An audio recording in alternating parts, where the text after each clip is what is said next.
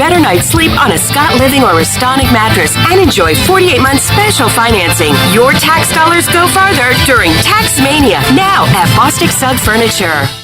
Hi, this is Billy Parker from Parker's Barbecue. I am so excited to announce a brand new menu item now available at all Parker's locations. Come in for our delicious new boneless wings. Our wings are fresh, hand-cut, right there in the store. Never frozen, and our wings are big. Try them tossed in one of our signature sauces, sweet red barbecue sauce or barbecue honey mustard. Get a boneless wing bag for less than $5. That includes 6 boneless wings with hush puppies and corn sticks. Parker's Barbecue, a homemade tradition for over 50 years. This is Pirate Radio, WGHB Farmville, 1250 and 92.7 FM Greenville, WDLX Washington, 930 and 104.1 FM Washington. The following is an exclusive presentation of Pirate Radio, the voice of the pirate nation.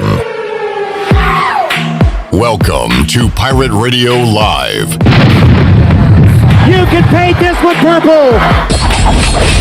Now live from the Pirate Radio studios in the heart of the Pirate Nation, here is your host, Clip Brock. Hello everyone, welcome in to Pirate Radio Live as we continue to count down the days and hours to the tip-off of March Madness. We got some Pirate baseball coming up to discuss. It is a great sport today, a great sports week, and we're covering it all right here on Pirate Radio Live on Pirate Radio 92.7 FM in Greenville, 104.1 in Washington. We are online, pr927fm.com. Don't forget about 1250 and 930. And, of course, you can watch us on Facebook Live and YouTube. Subscribe to Pirate Radio TV on YouTube. Catch this program. Also, the Brian Bailey Show on Mondays. And all the post-game videos, our practice, football spring practice videos will be posted up there soon. When, we'll tell you in just a moment, as the spring football practice has been revised a little bit. Pirates still trying to get on the practice field. Talk about that coming up on today's show with the crew here. Chandler Honeycutt, Shirley Rhodes alongside. Coming up at 3:15, we will break down the bracket with Coach Mack McCarthy, former ECU head basketball coach, will join us. We'll go through and see what he likes coming up in this year's NCAA tournament. He's watched and covered a lot of women's basketball, too. We'll see who he's got advancing in the women's tournament. NC State getting a number 1 seed this year, and he has seen that team and others. So we'll talk men's and women's NCAA tournament with Mack McCarthy coming up at about 3:15. Later on in hour number 1, Jeff Nadu, the big man on campus, going to break down the brackets with us, talk about some of the games he likes. He likes one coming up in the first 4, which you can hear right here on Pirate Radio following Pirate Radio Live on Thursday. We'll give you live coverage of the first 4. He likes a matchup coming up Thursday night. We'll jump into Friday, Saturday, and find out the big man's Final 4 coming up later on in hour number 1. Tony Dunn, CarolinaCatChronicles.com, normally joins us on Friday. Well, no Pirate Radio Live on Friday because we are wall-to-wall NCAA tournament starting at noon on Friday, and throughout the day and night we'll have live tournament games. So we're moving Tony to today, and we will talk all things NFL, free agency, a lot going on. Deshaun Watson, his name circulating again for good and bad reasons. There's a weird story involving Deshaun Watson out there right now that we'll talk about. The Bears have their quarterback. That's hilarious. And we'll talk about what the Panthers have done here during free agency week with Tony Dunn and Panthers fan Chandler Honeycutt coming up at 4 o'clock. At 5 o'clock, we'll welcome in a special guest, David Glenn, DG, going to join us inside the Pirate Radio studios. Troy D and I will be here talking to DG about the tournament and everything going on in the world of sports. So always enjoy checking in on David Glenn. So that is the lineup for today. You can be a part of the show. You can chime in on Facebook Live, watch us there, and give us your thoughts, and also on Twitter as well. I'm at Tweeting Clip. Shirley is at Tweeting Shirls. And Chandler is, what are you, Chandler, on Twitter? I am at Chan PR927. All right, easy enough. Chan PR927. Robert Matthews is already chiming in on Facebook. Beat them Sea Chickens. It's a great rivalry, ECU and UNCW. And we'll talk a little Pirate baseball on today's program. first of all, it's St. Patrick's Day. I was jacked up to wear this sweet ECU hat into the Pirate Radio studios. I believe Malcolm Gray gave me this gift. It is a green hat with the ECU. It's got a shamrock on the back. It's really sweet. So I was feeling good, and I came in and I saw that Shirley has a cooler hat than I do, and immediately got jealous, and then saw somebody on Twitter also has a cooler ECU green hat than I do. So now I just feel bad and lame. Well, the one I saw on Twitter, I was like, ooh, I like that one too. I'm going to ask Captain Rackham where the hell he got that thing, because that is sweet. Yeah, well, I'm of Irish descent to start with. I'm Irish and Scottish. So it just so happened there was a $5 hat sale going on, and I jumped online and at the student store. And I jumped online just to see what their selection was, and this one popped up. And I said, "Well, hey, I've always wanted."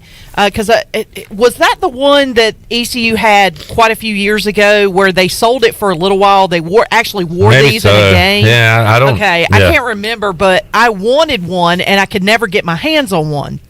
And I said, if I ever saw another one, I would grab it. Well, I never saw another one quite like it, and this one just happened to be for sale, and I jumped on it, and I had been holding off, and I was like, I'm going to premiere this on St. Patrick's Day, and I even told you that yesterday. You did. I said I'm going to premiere a new hat today, so this is the one. I love it. That's a good looking hat. We all got our green on. Chandler with a hunter green shirt today. Very dark. Very dark. Yeah. Y'all both have trucker hats He lucked on. out, though, because he wasn't wearing green earlier today, but because I was busy doing other things, it didn't register with me. Otherwise, I would have pinched the hell out of him just for not wearing green. Yeah. Softball Shirley would have. Pinching employees. I would once again it getting would have physically surfaced. abused, and all the time, every time it's Shirley. It's nobody else. There's a trend for it. I mean, there's one time that Don't you threw you a know I basketball in my haze? butt. Yeah, well, don't you know I haze all the new guys? Well, look, I had I do admit I had a dress shirt on this morning, and on the way to work, I was listening to the radio, and the person said, "Happy St. Patrick's Day, everybody!" And I was like, "Oh crap!" I was like, "I don't have one bit of Crap. green." So when I went home for lunch today, I was able to slip into something green. Slip into something more comfortable. Shirley, Chandler's been around for like 5 years. I don't think you can just say he's the new guy, and that's why you're harassing him. So, yeah, but you got to remember that Chandler was usually here in the afternoons before we... And you were not here. And I was not here, so I didn't have Correct. that much interaction with him. So I'm the new guy to you, Yes, which is why I'm the one that's harassing you and as that badly as explains all everybody the else. physical abuse from you. All right. I didn't even haze Clip that hard. Yeah, not physically, maybe No. mentally, verbally, but never physically. No, I never... This is a bad trend I'm starting, I think. Shirley's becoming the gosh. office bully. Watch out, Tully, wherever you're at. Yeah.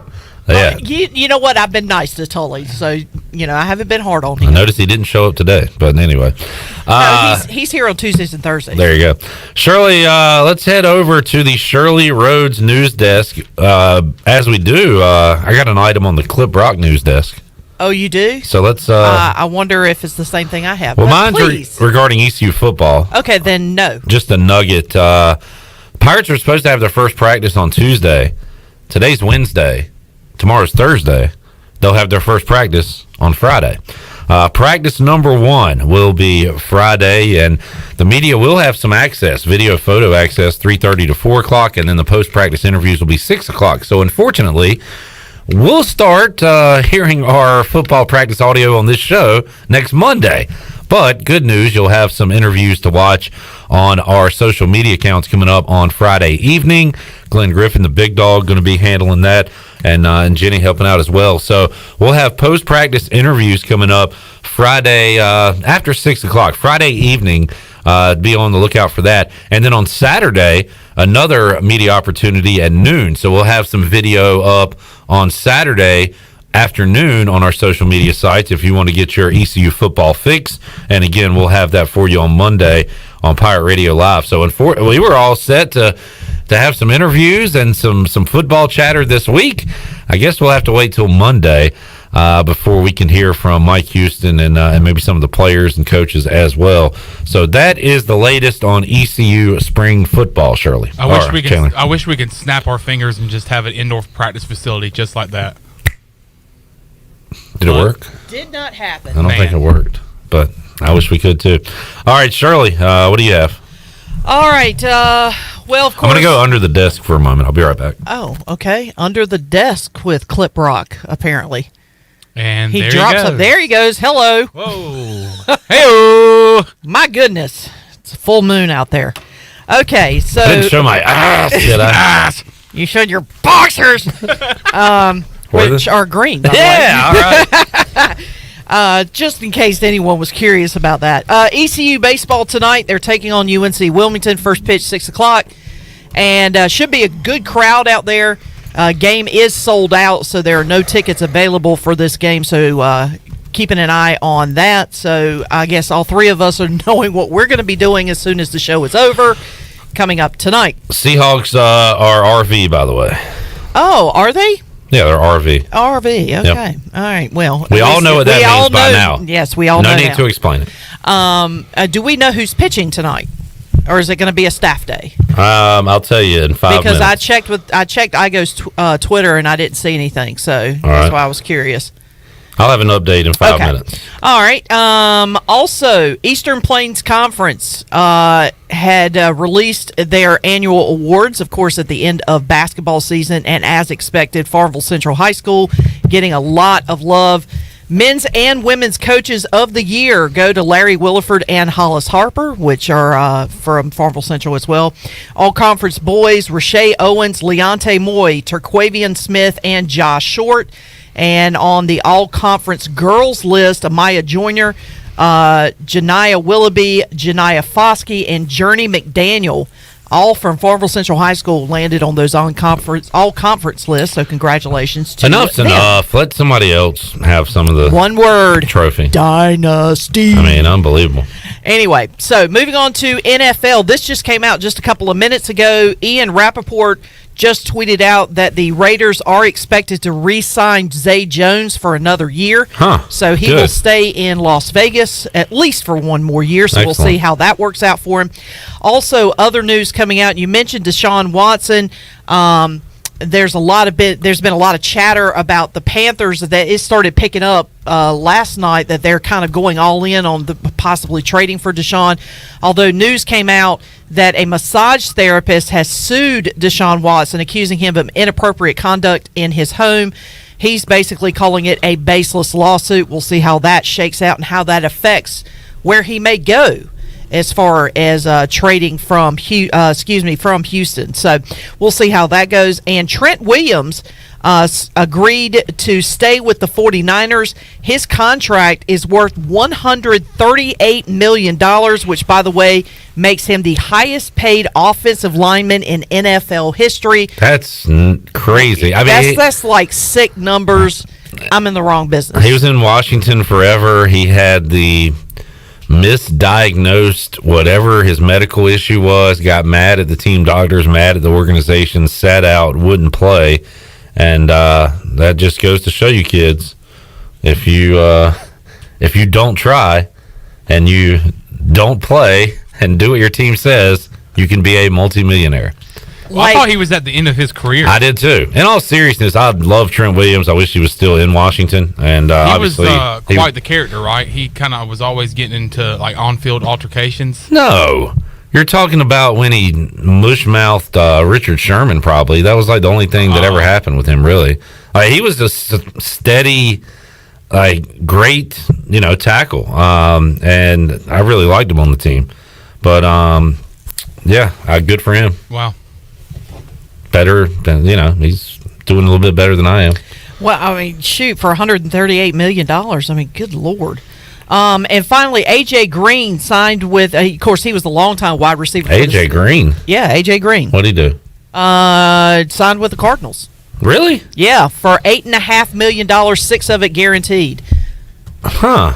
Well, I mean, I guess it's not a huge deal just because he is not what he once was, but I don't know. If this was 7 years ago, that'd be a huge deal. I didn't know he was a 7-time Pro Bowler.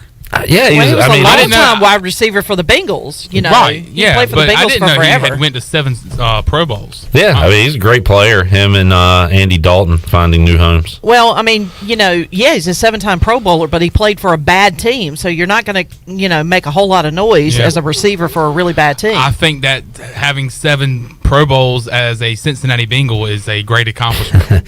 How about That is true. AJ Green, nowhere near as old as Larry Fitzgerald, but that is an old wide receiver core. Yes. If you have Green and Fitz around each other. Yeah, but you know what? I mean, they're trying to get maybe 1 or 2 pieces to kind of maybe help. Because I really think that they're just trying to get Larry that, you know, that ring that he So He almost won him a ring by Yeah. himself. An incredible Super Bowl play. But Santonio Holmes Man, what with a the catch. catch with the Ah, toes. yes. That's the Cardinals have put together the 2014 super team with J.J. Watt and A.J. Green. Yeah, So there, and then huh? so the trio at wide receiver is DeAndre Hopkins, Larry Fitzgerald, and now AJ Green. Yeah. So like you said earlier, What like a Madden team. Like 7 years ago, you would probably think, well, DeAndre Hopkins wasn't in the league then, but like you would think, holy cow. They got Kyler Murray at quarterback, too. That's going to be one of the most popular Madden teams. In, Oh, yeah, there's no question. No doubt. All right, we need to get a break in. Shirley, we'll get more of your news and notes if you got them later on. That's all I got. But we got to talk to Coach Mack. So let's take a timeout. We'll come back, talk some March Madness with Coach Mack McCarthy. He'll join us on the other side when we return on Pirate Radio Live here on a Wednesday. Back with you after this.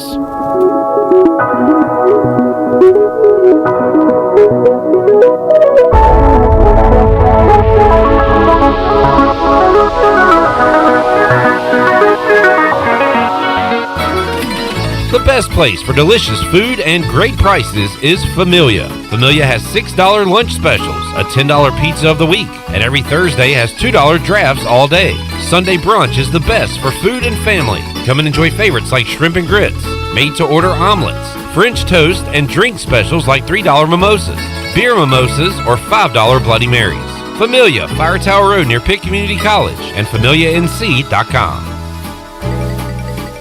The convenience of Pitt Greenville Airport is waiting just outside your front door. Service is back, so you're connected to destinations worldwide through flights from American Airlines. Plan your next trip. Book your flights today at flypgv.com or aa.com. Whether you're flying for business or for pleasure, enjoy the friendly convenience of flying from your local airport to get you where you're going and then home again safely. For your next trip, remember, American Airlines is back at PGV. Book today at aa.com. Pitt Greenville Airport, where the pirates fly.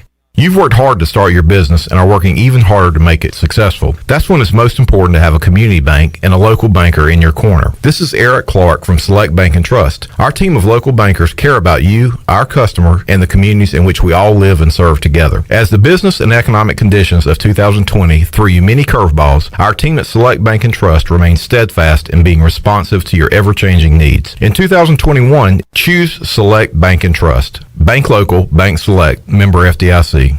Looking for your next career opportunity? How about some extra cash to help pay for school? Your locally owned and operated Dixon Foods McDonald's is hiring, and they would love to have you as part of the McFamily. They offer flexible hours, competitive pay, and financial support to pursue your education through McDonald's Archways to Opportunity program. Come join the family at McDonald's. Don't let this financial opportunity pass you by. Please visit DixonFoods.com to apply.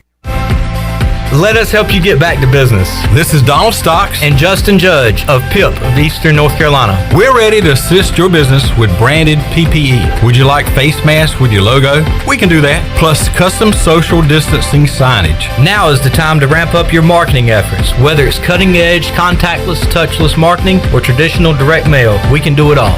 We are PIP of Eastern North Carolina.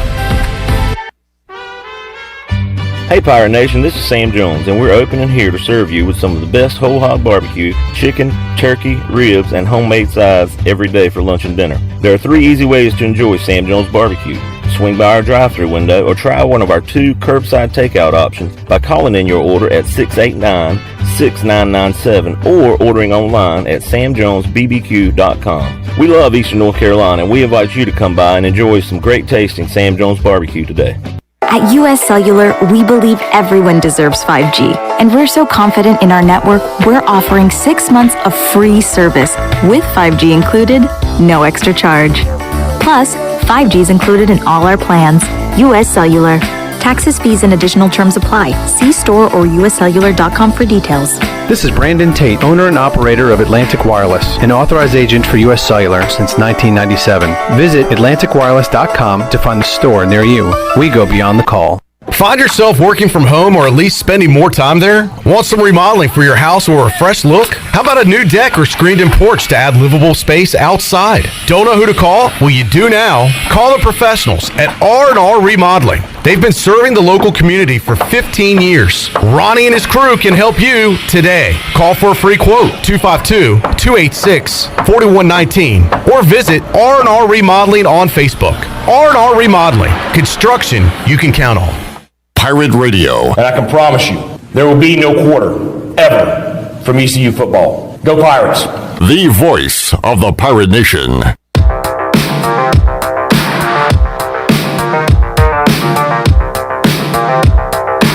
You're listening to Hour 1 of Pirate Radio Live. Now, back to the show. Welcome back. Have you heard the news? American Airlines is back and has resumed service to Pitt Greenville Airport. Reservations are available at aa.com. Whether you're flying for business or for pleasure, enjoy the friendly convenience of flying from your local airport to get you where you're going and back home again safely. For your next trip, remember American Airlines is back at PGV, and you can book today at aa.com. Pitt Greenville Airport, where the Pirates fly. Now let's head back into Pirate Radio Live. Here's your host, Clip Brock. Back with you on Pirate Radio Live here on a Wednesday. We've got the first four coming up on Thursday and wall-to-wall coverage Friday for the NCAA tournament, by the way. Quick programming alert coming up tonight at 6 o'clock. This is available already where you download your podcast and on YouTube, but we've got the first airing of the Pirate Radio podcast presented by White Claw Hard Seltzer, Troy D. and Chancellor Philip Rogers coming up at 6 o'clock right here on Pirate Radio. So stay tuned for that. But we are fired up for some basketball, so let's bring in the former head coach of the ECU Pirates. He is Coach Mack McCarthy, joining us today on the Fixed NC Live line. Coach, how you doing? Coach Mack, are you there? Oh, I'm here. There he is. There he is. Hello, Coach. How are y'all? I'm sorry about that. This is my favorite time of the year. We got March Madness, we got NASCAR, we've got Augusta coming up with the Masters, and college baseball and Major League Baseball kicking off pretty soon. So good time of the year to be a sports fan. How about dirt track at Bristol next week, Coach, and then some March Madness? Are you going to the Bristol race next week? No, I've been covered in dirt before, and it really wasn't all that much fun. Okay, all right, asked and answered. We'll talk a little NASCAR at the end of the segment. First of all, Coach, we made it, right? Is there a sigh of relief, and there still has to be games played, and then we'll see how it all goes, but just to make it to this point feels like somewhat of an accomplishment. It does, and the whole year has been, stop and start and pause and cancel and postpone, and but we are here, and it looks like we're going to get it in. But I'm still a little nervous. You got the Virginia situation where they were on pause during the got paused during the ACC tournament, and they're going to show up at the last minute and try to get it and played. And you have Kansas with some players. You got Georgia Tech with a player. You've got. I don't know that we're going to get through this thing smoothly, but it does appear we're here and we're going to get it done. So I am excited about that. Coach, let's go through the bracket with you and see what you like and maybe a few surprises here and there along the way. And let's start in the West, headlined by Gonzaga. And I guess the storyline here is they've beaten the best teams in this bracket already this season. When you look at Iowa, Kansas, Virginia. So it looks like it's Gonzaga's bracket to lose, but we've said that before with teams, and it didn't happen. So when you look at the West, who is the biggest challenge, you think, to Gonzaga? I'm not sure there is one. Kansas at full strength might be a little bit.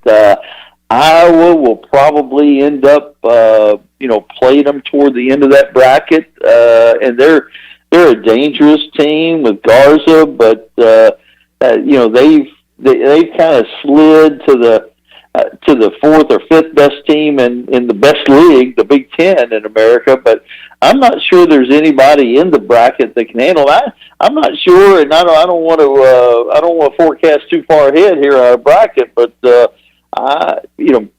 last undefeated team to go all the way through was Indiana in 1976. Actually coached against that team. Oh, wow. In my first job as a coach, we played them up close and personal in the Hoosier Classic or Indiana Invitational, whatever it was called, and that team was special. This team is not that team, but this team can do some special things, and boy, they can beat you in a lot of different ways, including most of the time outscoring you. Mack McCarthy joining us. Mack, let's go down on the bracket and look at the East. Michigan, the number 1 seed there. You've got the high-powered Alabama Crimson Tide, who can really light it up. Florida State is a good but frustrating team at times, the way they turn it over and go through dry spells, but a very talented team with Leonard Hamilton's guys. Texas and Shaka Smart coming on late in the year as well. So you got some big names in that bracket hoping to take down the number 1 seed Michigan. What do you see when you look at the East? Well, I think it's dangerous for Michigan. They've had some ups and downs lately, and I think in their second game they're going to get at least scared by LSU. LSU is playing really well. They had a heavyweight fight against Alabama, sometimes literally in the SEC championship game, and they've got 3, 4, maybe 5 NBA players on that team. And you mentioned Alabama and how well they've been playing. I think Florida State is a real threat, even though they were, like you said, wildly inconsistent and maddening if you were a fan of theirs. But I think either LSU or Florida State could probably upend Michigan, and I think, like you said, Alabama and Texas are pretty darn good. But I really like FSU in this bracket. So you're completely writing off my Bonnies from St. Bonaventure, knocking off LSU, Mac. I think they'll last that first game. I think they'll be there for that whole game. They'll be there for the 40 minutes. Okay, they're good enough. Let's go to the South, and Baylor, the top seed there. Ohio State, a great game in the Big Ten championship with Illinois. You got your old Hokies sitting down there in that bracket as well. Chris Beard with Texas Tech trying to make another run. How about Eric Musselman in Arkansas? I like a lot of teams in this bracket. I love that Villanova-Winthrop matchup. The South, and of course you got North Carolina, a lot of local interest with Wisconsin. This should be a fun one, Coach. And is Baylor the team to beat here? There's a lot of teams that didn't even mention Purdue that could sneak up and beat the Bears in this bracket. No, I think you're right. I think there are a lot of teams in this bracket. Ohio State concerns me. They lost 4 in a row going into the tournament, but got it right in the tournament, started playing better in the Big Ten championship. And Baylor never were the same. I didn't think they ever had that edge after they came back after that pause. Yeah. Villanova kind of is just trickling in there. I wouldn't be surprised for them to not last long. I don't know about whether Winthrop can beat them, but certainly I think Purdue can. Arkansas is playing really, really well. Musselman's done a really good job. Florida and Virginia Tech, that's a kind of a toss-up kind of game. Two very similar teams, and Virginia Tech went on pause, but came back and played a great game against Carolina. But again, I'm going way against the odds here, but I think Carolina is playing well. They were playing better than anybody else in the ACC. Got beat in a great game against Florida State in the tournament. They certainly have the inside game, and the guards have been just totally inconsistent. But they're awfully talented. It's later in the year. I wouldn't be shocked if UNC doesn't surprise everybody and come out of this bracket. I know that as an 8 seed, they're not picked to go anywhere, but they're not even favored in the first game against Wisconsin. But I really like the way Carolina's playing. I know that's not going to be a popular pick here in the East. Well, yeah, more popular than you think, Coach. There's a lot of, as you know, a lot of ECU fans that go home and take off the purple and put on the blue, unfortunately. But that bracket, man, I mean, you just broke it down, talked about some teams. That is a deep bracket there. That's going to be a tough one. I took Ohio State coming out of it, but, man, just throw a name in a hat there in the South. Midwest, I'm really fascinated by the potential of an Illinois-Loyola Chicago matchup in round 2. Josh Pastner and Georgia Tech might have something to say about that. But that should be fun. You got maybe the best player in the tournament, Cade Cunningham at Oklahoma State. Rick Barnes in Tennessee on the other side of that one. That could be a round of 32 matchup. That would be great. Let's see, Huggy Bear in West Virginia in here. And how about Houston? Kelvin Sampson and what his team was able to do this season. They're the 2 seed in the Midwest. So does Illinois survive this one, Coach, or do you think somebody other than the number 1 advances to the Final Four? Yeah, I think it'll be interesting. You and Sister Jean are both looking forward to the Illinois-Chicago matchup. Oh, yeah. I'm not sure that's going to happen, but Georgia Tech having the ACC Player of the Year, the ACC Defensive Player of the Year, and them coming off the championship. Loyola Chicago is favored. The Ramblers are favored, but I'm not sure they can win that first game. And Coach, has there ever been an ACC champion with the Player of the Year, the Defensive Player of the Year, as unassuming and as just off the radar than this year with those Georgia Tech, the Georgia Tech team and those Georgia Tech players? If I ask 10 people today that are listening to this show to name those 2 players, 9 of them could not do it. Don't ask me, by the way. Just let's move on. I know Josh Pastner, and I know Kenny Anderson. Was it Kenny Anderson? Was he the MVP? Anderson, yeah, he was good. He was good. Price, you know some of those guys. Yeah. But, Tennessee's a threat, but I don't know if they can get by Oklahoma State because they're playing really well. And West Virginia, I wouldn't surprise me to see them make a run. Clemson has beaten more teams that are in the tournament than anybody in the NCAA. Wow. I think they've beaten 9 teams that are in this field, which is incredible. Yeah. But I do like Houston to make a little bit of a run, but I don't see. Illinois has so many weapons, and the masked Mamba and the big Cobra in the middle. I like Illinois to get all the way to the Final Four. I keep wanting to say they get to Indianapolis, but heck, everybody's in Indianapolis. Everybody's there. Even my Bonnies are going to be there for 40 minutes. So you like Gonzaga? It sounds like, Coach. This will be Mark Few's year. Who do you have taking on the Zags in the Final Four and in the championship? I've got the Zags against Florida State, and then I've got the Heels against Illinois, and then I've got the Zags beating Illinois in the championship game and doing the remarkable undefeated season. I just think COVID is such a crazy year. It's either going to be this or somebody that I haven't even talked about. Which could very well happen, too. We know how crazy and fun this thing is. Coach, when you think about the NCAA tournament and your career, what memories do you have? What's your favorite tournament memory that you were involved in? Oh, gosh. It would be hard for me to beat the Sweet 16 team that I was the head coach of. But the year before that, the time before that I was, as an assistant, that we made the team. We finished 8th in the SEC. Came back and won 4 games in 4 days and beat our arch rival Alabama, who was loaded in the championship game in a great game on a Sunday afternoon on CBS, and then we went to Notre Dame and upset Purdue in the first round, upset Danny Manning in Kansas in the second round, and then lost a heartbreaking game to North Carolina in the Sweet 16 in Birmingham. As an assistant, that was probably the best, and then as a head coach, beating, there are 3 coaches that have taken 5 schools to the NCAA.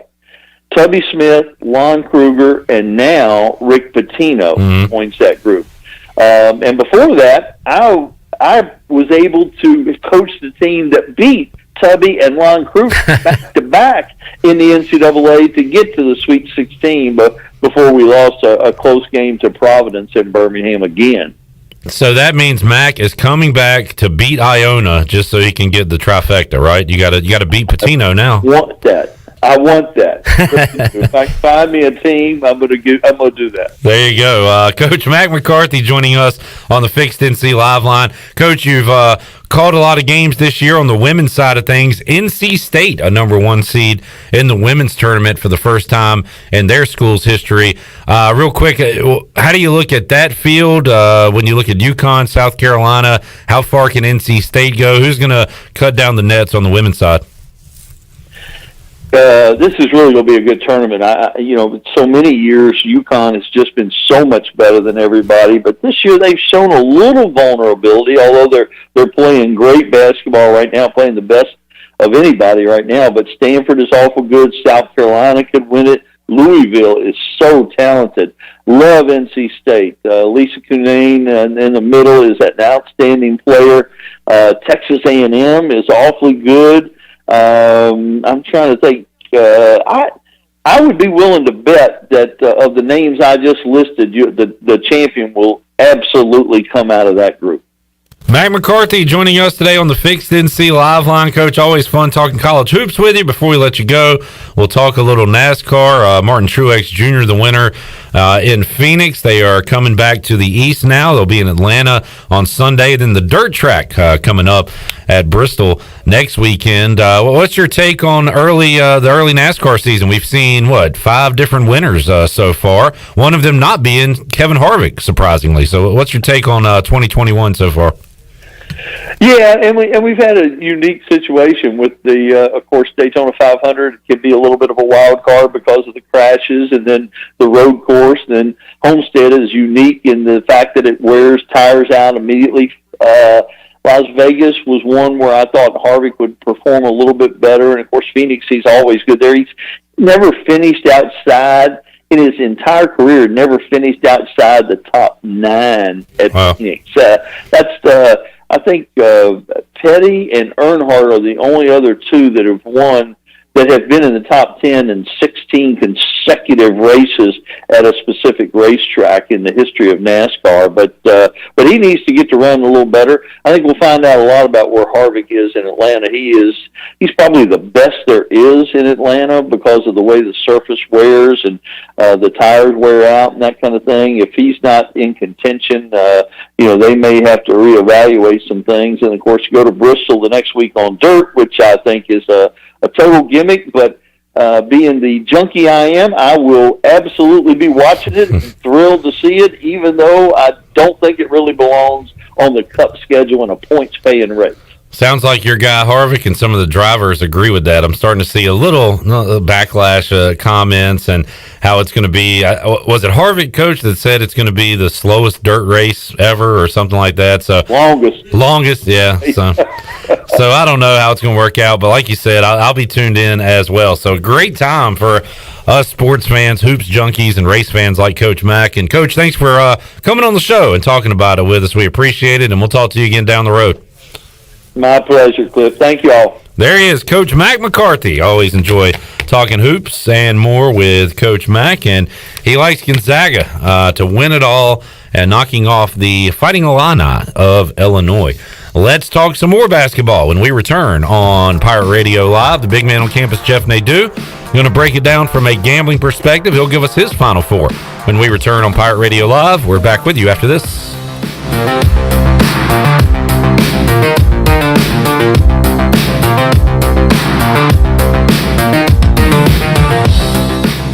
In sports, if you think joy only happens after you win, think again. Look at the world's most successful athletes like Serena Williams, Brooks Koepka, and Alex Morgan. They don't spend all their days grinding away. They take time to enjoy themselves, like getting together with friends over a Michelob Ultra, because they know that happiness is the key to winning, and that joy is the whole game, not just the end game. Michelob Ultra. 95 calories, 2.6 grams of carbs. It's only worth it if you enjoy it. Enjoy responsibly. AB Michelob Ultra Light Beer, St. Louis, Missouri. At Tiebreakers, we pride ourselves on serving big, juicy wings. I'm talking big and juicy. Our chickens are the same ones that kick sand in the other chickens' faces. If our chickens played football, they'd be linebackers. The competition's chickens, they'd be skinny little kickers.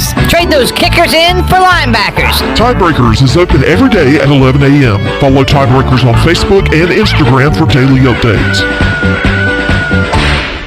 In studio today with Tony Edwards from AG Home Solutions. Tony, tell us about your business. So the name of our company is named after me, Anthony Gene Edwards, and that's where we get most of the questions from. Where did AGs come from? We are a fully licensed commercial and residential remodeling company, and we're based out of Washington. We have a showroom with a design center. I have a second general contractor that works in my office with us. Her name is Kathy Herring, and we'll be glad to come out and take a look at any properties you want to renovate, remodel, or additions you may want to do. What sort of projects do you guys do for folks, and what distinguishes you from your competition? So we do a lot of historical properties, and probably one of the biggest things that separates us is we're very innovative. We can figure out how to use small spaces to make larger spaces. Folks are more remodeling and staying at their homes instead of selling and buying new homes and bigger homes. So we can take older homes and bring them up to date with open concept. What's the best way for people to contact you? 252-947-2526, and our website is agshomesolutions.com. Great food, great atmosphere, and great service is Ottavola Market Cafe. Ottavola is simply a restaurant that focuses on that, being a great restaurant. There's something for everyone at Ottavola. The menu offers a variety of great choices like pastas, pizzas, sandwiches, soups, salads, and seasonal rotating selections. Lunch or dinner, Ottavola is always the right call. Call ahead and get Ottavola to go, or stop by the bar for a drink with friends. It's simple. Come and eat at Ottavola Market Cafe, Red Banks Road next to Food Lion, and OttavolaMarket.com. Ottavola, pirates supporting pirates. Hi, this is Jeff Charles, and welcome inside the booth. March means March Madness and hoops, but March also means spring football for the Pirates. I'll have some thoughts next. Hosting Pirate Radio Live from 3 to 6 every afternoon can get stressful. It's nice to relax sometimes, turn off the brain, and get some peace and quiet.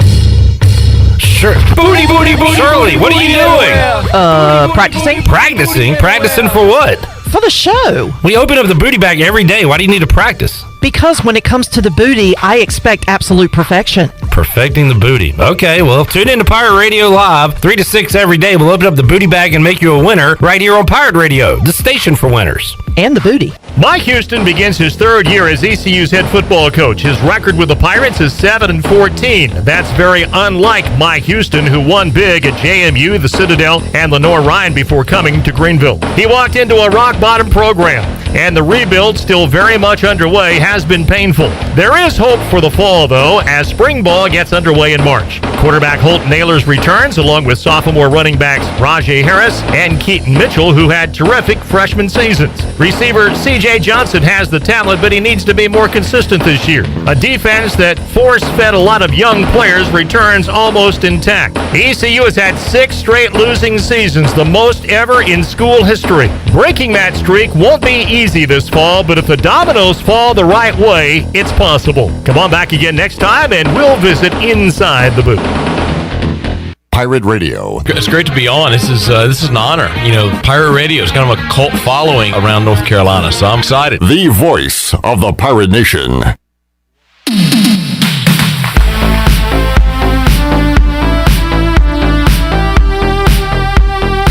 You're listening to Hour 1 of Pirate Radio Live. Now, back to the show. Welcome back. If you've got damage from wood rot, consider it fixed. How about damage for smoke or fire? Fixed. Damage caused by water?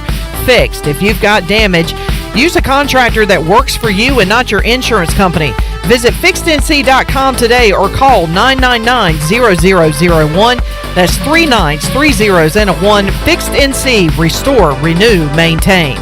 Now let's head back in to Pirate Radio Live. Here's your host, Clip Rock. Back with you on Pirate Radio Live on a Wednesday. Coming up on our program, we will talk a little NFL. Tony Dunn, well, he's got to fill out a bracket while he's here. Tony's not the biggest college basketball guy. In fact, he may be the smallest college basketball guy.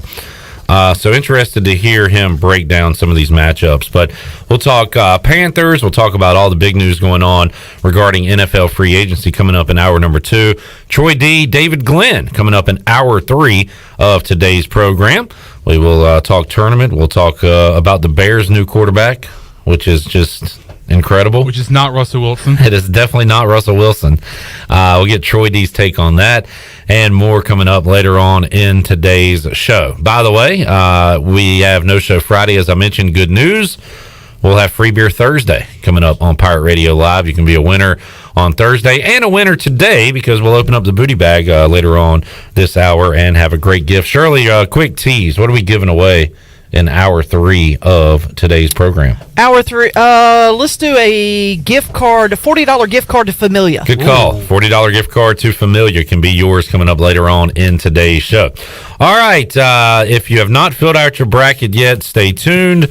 We're going to break it down with the big man on campus, Jeff Nadu, as games coming up on Thursday. Don't forget about the first 4 because Jeff's going to talk about that and what's going on Friday and Saturday. Big man, welcome back to the program. How you doing today? I'm doing well, Clip. Thank you for having me as always. Yes, sir. And now is the time to shine. The brackets are being filled out and finalized. And, Jeff, I got mine ready to go and want to break down a few matchups coming up on Friday and Saturday. But we're going to start with Thursday. And, Jeff, I know that you mentioned it earlier in the week that you have some interest coming up for the games on Thursday night. We'll have the first 4 for you right here on Pirate Radio following Pirate Radio Live. So out of those first 4 matchups coming up on Thursday, Jeff, what are you interested in? Yeah, it'll just be really nice to see some basketball on, as we know. For me, I look at the first game out of the gate, 5:10 Eastern, Mount St. Mary's, Texas Southern. When you're a gambler, Clip, you got to look at everything and anything. And, I feel like I have a bit of a leg up on some of these types of matchups. I know that Texas Southern is a team that really thrives in open basketball. They want to play fast and up-tempo. And this is a Mount St. Mary's team that's no stranger to teams that play that way. And the NEC, that's how a lot of teams play. And when you look at the games that they played, higher-tempo teams, and Mount St. Mary's is always the team that dictated the tempo. They want to slow it down. They want to put the game into the 50s and 60s. And I think that's what they make Texas Southern do here. You look at Texas Southern, out of all the teams in this tournament field, 68 teams, they are dead last in three-point percentage. And it's not close. They are about 3.5% below everyone else. So this team really struggles when they're forced to shoot jump shots and threes. If I'm Mount St. Mary's and Dan Engelstad, I basically turn it into a really tough zone where, if you get, into your half court, you're going to have to shoot. And I don't trust Texas Southern to do that. I also will say, when you look at Texas Southern, they've actually been quite good defensively this year. Done a nice job at pick and roll sets, which is what Mount wants to run. For anyone that's not aware, Texas Southern's full of a lot of transfers. One of their guys, Michael Weathers, is at Oklahoma State, and he's got length. They have length, and they can kind of clog up lanes and stuff. So I think points are going to be at a premium in this game. I think Mount win. I think they're slightly just a better team. They have a good front line, and I think they have the best player in the court in Chung Kui. So I'm going to lean with Mount to get the job done. I think this is a game that's like 64-60, 65-59, something like that. With the early start, kind of questions on the optics of these teams and how they kind of take in the sights. I'll make for a slow start. I'll lean under as well. Jeff Nadu joining us. Action getting underway in the first 4 on Thursday night. You can hear it right here on Pirate Radio. Jeff, when you're filling out your bracket and you take an upset, you're going basically money line at that point. If you're a gambler, you can take an underdog plus the points. They can still lose the game, but you can still win. How about from a money line perspective when you look at some of these potential upsets in the first round? For example, Winthrop is a 6.5-point dog against Villanova. You've got, Liberty, 7.5-point dog against Oklahoma State. Let's see, UC Santa Barbara +7 against Creighton. For matchups like that, Ohio +7 against Virginia. Some people are taking these upsets on their bracket. How about if you had to take a money line dog in the first round on Friday and Saturday? Is there one in particular that you like, or would you just take the points in matchups such as these? Yeah, in about an hour, Clip, I'm going to be at Philly Live Casino in South Philadelphia, and one of the bets I'm going to make is I am going to take Grand Canyon to beat Iowa. So that is a heavy 15-point spread. And I really like the 15, to be frank, but I'm going to have some money on the money line. I do believe this is as far as high seeds are, against, really obviously good seeds, this is the worst matchup for, a 1 through 4 seed, in my opinion. I think Iowa's really going to struggle with the length and just the tempo of play that Grand Canyon want to play with. Grand Canyon has not one, but two, but three guys at 6'10" or bigger. They have a few 7-footers that I think are really going to make life difficult on Garza.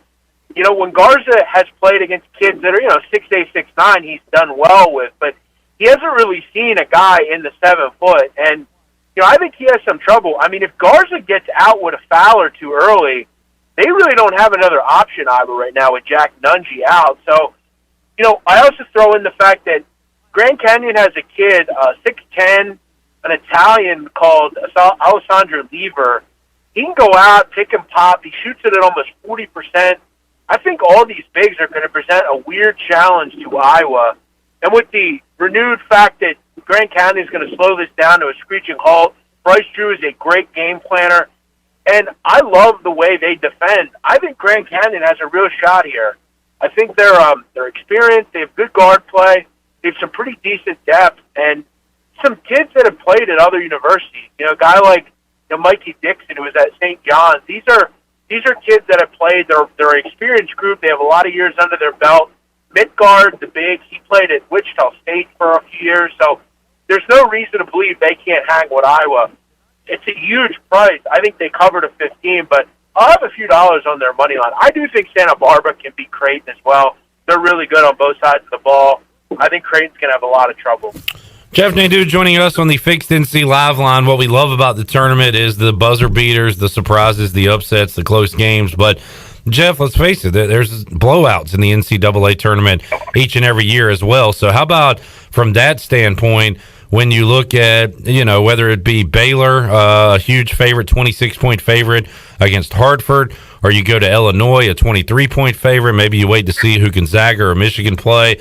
Are there any just complete mismatches that you see are going to be blowouts, and maybe you can get in on one of those and have an easy, 30-point win and take the money to the bank?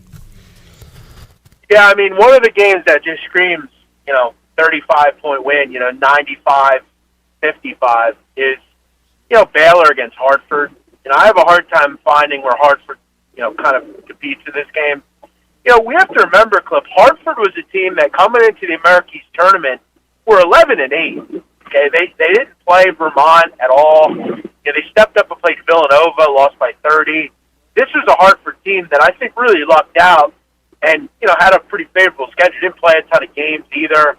They caught lightning and played well in the games that matter most. But I just don't really think they do much of anything well. They're a good defensive team, but Baylor's just kind of on another planet. And when you look at offensively, I just don't know where the constant offense comes from for Hartford. Plus you have to look at the fact that John Gallagher and the boys, I hate to say it, they just seem like they're happy to be there. Maybe they compete for 5 minutes and they're maybe down 9-7, or something. But I don't think there's going to be much competing in this game. They're probably down, 45-19 at the half, and then from then on, it's really just about if Baylor can win by 30 or more. But I would in no way want to take the points. There are some interesting, if Mount St. Mary's is able to win, I think they have a decent matchup against Michigan, to be quite honest with you. They're not going to win, but I think that could be the closest first-round matchup. Jeff, while you're here, let me ask you about the American team. It's going to be a tough road for Wichita State. They'll have to get by Drake just to get a shot at USC coming up on Saturday. And how about Houston down there at the bottom right of the bracket? Cleveland State, and then they'll face the Clemson-Rutgers winner. Huggy Bear, San Diego State standing in front of them. So a bit of a tough road for the Cougars as well. What do you think about the teams from the AAC, Jeff, Wichita State and Houston? Yeah, I think Wichita is obviously, you can make a case. They probably shouldn't be in this tournament. I had trouble finding where they were in it, but I think they have a shot. Hemphill is back. I don't know how much he'll play. I think Drake will probably win. Yeah, but Wichita has a weird way of always hanging in games. They're always close, and they're right there. I have Houston actually in the Final Four. In fact, I have Houston in the national title game. Wow. Oddly enough. Wow. I think they are really good. I think they're in a bracket that suits them really well. I'm not real high on Illinois, and I'll allow Illinois to kind of if I don't have to play against Illinois until the Final Four, I'm good with that, or the Elite Eight, I'm sorry. So, I look at the bottom. I think Houston has the most conceivable way to get to the Final Four in the entire bracket. So, nothing really in that bottom level concerns me. I think San Diego State could be interesting, but nothing else bothers me. I think Houston is really good. The culture there has been terrific. Kelvin Sampson has knocked on the door for a while. I think we can make the case this is the best Houston team they've had. I think they are a team that they just get to the title game and have a shot. I think it's do you want me to give you my Final Four clip? Yeah, go ahead. I got Houston. I got Texas. I have Gonzaga. And I have Purdue. The national title game is Houston and Texas. The battle for Texas, the Lone Star State. I have Texas in the Final Four as well, Jeff, and of course Gonzaga. I have a different team up there at the top right from the Big Ten. I have Ohio State, and I'm going to Oklahoma State, and just hoping Cade Cunningham can kind of take over the tournament here as my other Final Four team. Well, I'll tell you this, I like them as well, and I think, that top of the bracket could be fun with Loyola and Illinois and Oklahoma State and those kind of groups. Just keep in mind, Cliff, if you have the balls to fade Gonzaga and they happen to not get to the Final Four, you will likely win your bracket pool because everyone else will have Gonzaga probably in the final game or the winner. I know, and I couldn't go against them. I'm going to try to win the early rounds and be there at the end with everybody else that has Gonzaga. We have some different choices here. Let's see. Chandler, you went with, who do you have as your national champ? You went with Iowa, who Jeff says could lose in the first round. Oh, gosh. Stephen Igo took Illinois. So we have a few different teams, Jeff, in our bracket pool as national champions, but the overwhelming majority, like in every pool, is going to be Gonzaga. Yeah, Chandler, I don't mean to throw water on your fire there. That's all right. As far as I go, I have Loyola beating Illinois in the second round. So do I. And look, I'm not the end-all be-all. I could be dead wrong, and Grand County could lose by 30. But I think it's a tough matchup. We'll see. Maybe I look real stupid because if Iowa does really well, I've been riding them all year as far as negatively. So I might look real dumb. Jeff Nadu joining us on the Fixed NC Live Line. Big man, tell us once again what you have going on this weekend, and is there a way we can follow it virtually, everything you got going on? Yeah, I'll be on Pickswise every day, 9 a.m. We got a show tomorrow, Friday, Saturday, Sunday, Monday. And I'm actually, Clip, if you guys are able to listen to this, I'll be on ESPN Radio out of Atlantic City tomorrow from 2 to 6. I'll be live at Bally's Hotel and Casino. In the new FanDuel Sportsbook, we're doing a show from 2 to 6, me and the great Mike Gill. So I know you're on the air, but if you could touch in and check it out for maybe the last hour or something, we'll be on. So check that out as well. But, yeah, Pickswise every day, 9 a.m., we'll have a show out there. Jeff, we'll talk to you Monday, and it's going to be a Monday unlike any other, wall-to-wall basketball on. So we'll be talking during games, and we'll be able to recap the weekend and also talk about the games coming up later on Monday night. So that'll be a lot of fun. So we'll hook up with you then. I forgot about that. Yeah. Maybe we could do a live fit if you want. I could try to get on live. Yeah, let's go live Monday, big man. We'll set that up and give you a call. Look forward to it. Thanks. Good luck. Fun time of the year. Jeff Nadu joining us. He's a busy man and appreciate his time. And, man, looking forward to what's coming up. Beginning Thursday, a little first four action. Wichita State, Drake, UCLA, Michigan State. Some good matchups. I know it's not the real deal, but it's a good night of basketball leading into a really fun Friday, Saturday, Sunday, Monday. We will take a time out, come back, switch gears a little bit, talk a little NFL free agency, and more. Tony Dunn, CarolinaCatChronicles.com, joins us here inside the Pirate Radio studios. We'll be back with more. Hour 2 of Pirate Radio Live is on the way after this.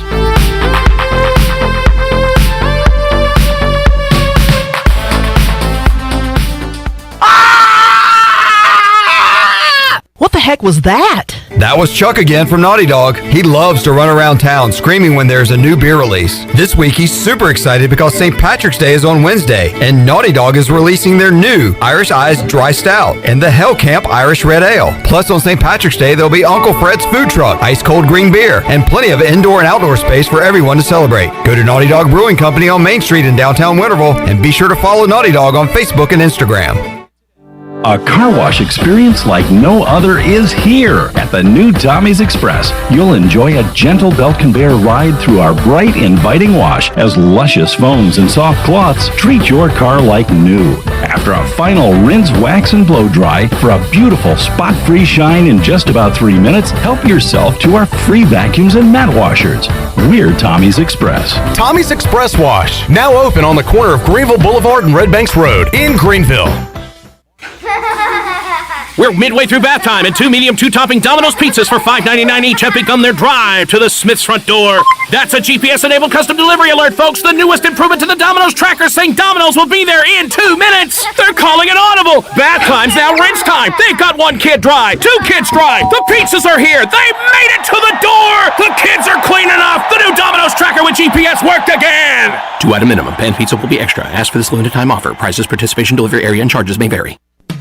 This is Dr. Anthony Scalick from Orthopedics East and Sports Medicine Center of Greenville. We offer a variety of services including arthroscopic surgery, sports medicine, carpal tunnel surgery, general orthopedics, fracture care, total joint replacement, physical therapy, and on-site MRIs. For experienced and professional medical care, visit our office on W.H. Smith Boulevard in Greenville and online at orthoeast.com. Orthopedics East, providing services to ECU and Pitt County athletics for over 35 years. Go Pirates!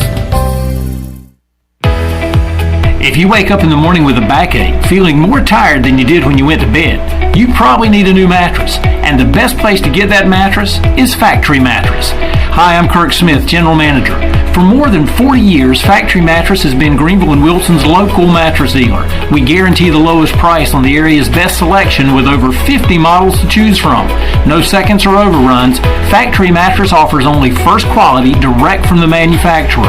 Sealy Posturepedic, Beauty Rest, Stearns & Foster, and Tempur-Pedic. The most highly trained sales associates with over 60 years of combined experience. Same as cash financing with 0 interest up to 48 months and free local delivery. Face it, to have a good day, you've got to have a good night. So sleep better knowing you saved money at Factory Mattress, locally owned on Greenville Boulevard in Greenville, on Forest Hills Road in Wilson, on the web at factorymattressusa.com, and a proud member of Pirates Supporting Pirates.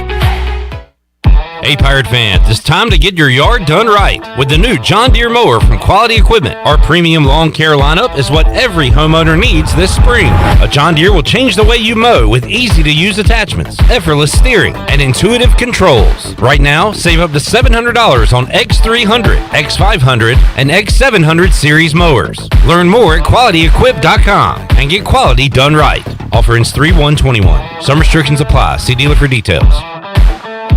If you are push mowing your yard using an inefficient lawn tractor or your current zero-turn spends more time in the shop than mowing your grass, it's time you look at a Hustler zero-turn lawnmower. Residential mowers from Hustler are built like tanks and drive like sports cars. All Hustler mowers have fabricated, welded steel decks. Don't settle on cheap units with flimsy stamped decks from big box stores. Come see Ron Ayers Motorsports and we'll guide you to the right mower for your property and your budget. Find us at Ron Ayers Motorsports, Highway 11 north of the airport in Greenville. This is Pirate Radio, WGHB Farmville, W224EI Greenville, WDLX Washington, and W281CH Washington.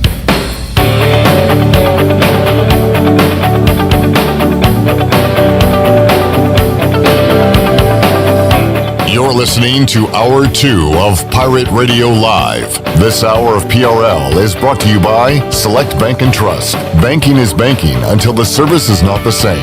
Wouldn't you like to deal with a bank that is responsive to your needs, can make local decisions, and cares about you, the customer? Try Select Bank and Trust. Bank local.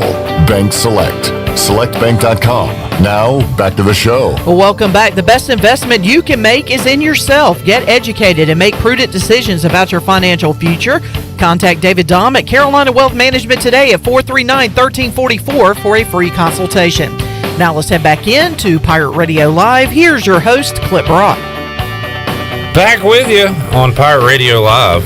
Happy hour number 2 and happy new league year to everyone. That's right.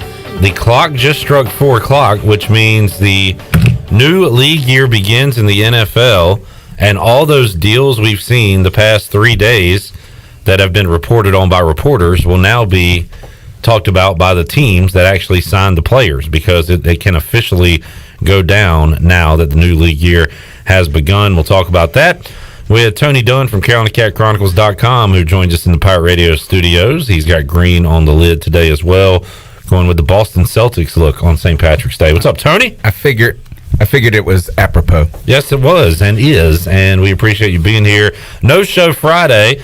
We'll have wall-to-wall coverage of the NCAA tournament. Tony, if you'd like to be in our bracket pool, fill that out before you leave this afternoon. Will do. All right. And I want to see you do it, because I know you don't watch a lot of college basketball, so I'm very interested to see how you go about this. All right, so I made the comment yesterday you were coming on the show, and I said there's not a ton of Panthers news really to talk about with signings, but Chandler made the comment that Tony might have a lot to say because he's not happy with how free agency has gone for Carolina. Is that true? I don't. Yeah, I mean, you don't want to just be pessimistic all the time, but the guys that we did sign, we didn't have any offensive linemen, right? Is that we have Taylor Moton, we franchise tag him, right tackle. We have our center, Matt Paredes, and that was it. Now, we had to make some moves. You know, you're thinking the draft, there's going to be some opportunity there. But we just went out and got Cameron Irving, and the other one was Pat Elflein, and neither of them, I guess by reports, are any good. So I don't know what to say. Is that more of the same when it comes to Carolina? I don't know what I wanted either, though. Are you shopping at the dollar store again this offseason? We are totally shopping at the Dollar Tree. Both of these signings remind me of the Schofield signing from last year. Like, we knew who he was, but at the same time, he wasn't really. And hell, did he even play at all last year? He did play some, but I think he struggled with injury. I don't think he won the job either. No. I think, though, that they're banking on Cameron Irving to be the starting left tackle. And that's going to be some scary stuff when it comes to, you know, I mean, he was a former first-round pick. He spent time with the Browns. From Kansas City. Yeah, well, he started with the Browns, then he went to the Chiefs, and then he was in Dallas last year. I did see just a tweet that said, you know, take what you will from a PFF grade, but over the last 3 years, there have been 1,500 linemen that have played in the NFL. Wow. And these guys rank 147 and 150. So, I mean, it's not the highest number, but who knows? It's not the lowest number. It's not the lowest number. So the tackle issues could continue on in Carolina. We shall see. We're totally accustomed to it. I just want to know what Teddy Bridgewater thinks about this. Last week they tried to trade him. This week they tried to kill him. You know what, Teddy? If you won't, if we can't get rid of you, we're going to make you leave on your own. The on biggest a stretcher in a body bag. The biggest frustration, though, is that you're sitting there and, you know, for 2 weeks we cleared up $30 million in cap space. And then you go out and you make these two moves. It's just, you know, you expect something from the savings, and then you go out and you get these two guys, which, I mean, there's still plenty of time. Yeah. Now is all the saving and these small moves building to something big? I hope so, and that they clearly knew that they had to bolster the offensive line, and that's why they acted immediately. And maybe there just isn't a lot of good out there, and you will end up overpaying for the really, really good players. But they recognized they needed to make a move quickly and isolate some guys before they got scooped up. But a lot of people said these guys are going to be there in 2 weeks. The Panthers did have made it so that these deals are kind of a one-year window deal for them. So one is front-loaded, the other one is back-loaded, I believe. And the Panthers can kind of get out of these things for a relatively low cost. And a lot of people are pointing towards them looking ahead on this model. And projections have the Panthers having a lot of cap room next year in 2022. But really, there's been more and more stories, again, talking about the Panthers' interest in Deshaun Watson. I would love to hear a blockbuster trade right now for Deshaun Watson. While we're on the air, that'd be great. Oh, my goodness. Is there a chance that the whole Matt Rule era is just based on, like, being irrational about things? So we need to bolster the defense. Let's have an entire draft with only defensive players. We need offensive linemen. Let's just get all the crappy offensive linemen available. Like, it seems like they almost panicked. Like, all right, we need this, so let's get 8 of them. The GM search wasn't smooth. Him and David Tepper were butting heads the whole time. So it's a mess right now, and I hate to be joining the ranks of teams that are part of the mess. And in the past, we've not been great, but we haven't really been a mess. We've been okay. Like, and Ron Rivera was a big part of that, I feel like. But, this coaching staff has a lot to prove still. But I am not panicking. Yeah. It does feel a little knee-jerkish at times, particularly the draft last year was all defensive players. But they saw the need to get young on defense, and they did it very fast and aggressively. So Matt Rule's team did look well prepared on Sundays last year, though. So I'm still confident in him and his ability. I just got to see what this GM has in store. And it might just end up being, as usual, we're just all disappointed, and that's what fans generally are. Again, if you're looking at your timelines right now and you see teams tweeting, and you'll think that either your timeline's out of order or you're just repeating things. But now teams can officially talk about who's on their team and not on their team. The Panthers 6 minutes ago say they've released Trey Boston. You knew that was in the works for a while. Weeks ago. And Chandler, you've already celebrated J.J. Jansen returning to the team. That was just announced on the team's social media, as he is the breaking news longest tenured Panther, even longer. Since 09. Yeah, longer than Shaq Thompson, the other player who was part of the Super Bowl team. Correct. That was his rookie year. Yeah. So those are the only 2 guys left from that era. So you'll be seeing a lot of news and notes come out that you already have heard this week, now that it can become official. Denzel Perryman signing with the Carolina Panthers, per source. Former Miami U. Tony, I have realized that I know a lot about football in the NFL. Free agency reminds me that I don't know over half the players in the NFL. Me too. The same thing is that I end up just going, what should I think about this dude? I have no idea. Where did he come from? My Google machine has been hot of just names. William Jackson signing with Washington. Everybody's fired up about it. I'm like, who? Oh, I know William Jackson Jr. I don't know the third. I don't know about y'all, but I go straight to YouTube and look up these guys' highlights. You got highlights? And it might be highlights from like 2 years ago, or it might be, there's just very seldom highlights to look at. And it's like, all right, well, how am I supposed to kind of scout this guy out and see how he is? Yeah. If I can't find any information on him, like, it's kind of like Tony said. It's like, how do we think about a guy that we just got if we can't really find out if we don't who know he him?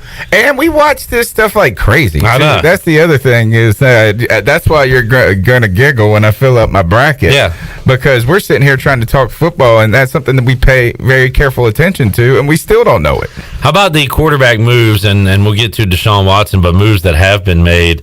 Washington bringing in Ryan Fitzpatrick as the quarterback. Tony, I said last month that I did not want him on the roster, and I gave my reasons, but that's the direction they go. The Bears and poor Bears fans got so excited about the potential of Russell Wilson because Russell Wilson's agent came out with that list and it had the Bears on it as a potential landing spot, and instead they bring in the Heat Miser, as Chandler calls him, Andy Dalton, to be their quarterback. Tyrod Taylor to the Texans. So we've seen some QB moves this offseason, still waiting on that giant domino to drop that will be Deshaun Watson. And then how does the Russell Wilson thing play out? I just think he's back in Seattle. And I don't blame, and going back to the Russell Wilson thing, I don't blame Bears fans for, I guess, getting excited for maybe his potential, arrival to Chicago, because that list that the agent, released, you were checking out, each team that was getting a new quarterback, and it finally came down to the Chicago Bears was the only team in that list that really needed some quarterback needs, and then they go out and they get Andy Dalton. So another reason Bears fans are upset, they shouldn't be upset, they should be used to this. As bad as Washington's been at bringing in quarterbacks and having all these starters over the years, how about the Bears' history of QBs? Let's go from 2000. This is going to be funny. They had draft bust Cade McNown, who they took early, the lefty from UCLA. Jim Miller, I think he was an old veteran. Cordell Stewart, about 10 years past his prime. Craig Krenzel from Ohio State, along with some other losers. Kyle Orton, Rex Grossman. Sexy Rexy, then the Jay Cutler era, right? Who's been their best quarterback by far in the modern era. Did you say Kyle Orton? I did say Kyle Orton because they went through the Kyle Orton route. Mike Glennon. Glennon, Matt Barkley, Mitchell Trubisky, Chase Daniel, Nick Foles. I didn't even mention guys like Brian Greasy and Chad Hutchinson. Wow. Like they have been They're awful. the new Cleveland Browns. They're the old Cleveland Browns. They're the OG. Yeah. Like they've been there all along, but they've had like good enough defenses and like Matt Forte to bail them out. So they've been I decent. think the Cutler era bailed them out of having it just complete. Because if Cutler would have been a bust entirely, that list would be even longer. Who was the quarterback that they played the Colts? That was Grossman? Sexy Rexy, Rex Grossman. He was one of their best quarterbacks, to be honest.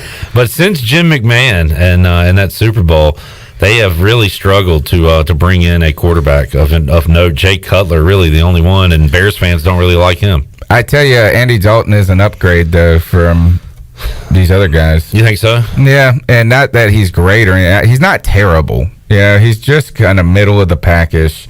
But I think that Trubisky is bad. And Nick Foles turns out that he's not any good either. Does Washington have the second best quarterback in the division? Oh, because Dak. Yeah. Dak's number one. Yes. And then you've got Daniel Jones. Daniel Jones and we don't. Hurts. Yeah, basically we don't know for the Eagles. I take Fitzmagic. I mean, he's an older Daniel Jones. Like Daniel Jones turns the ball over.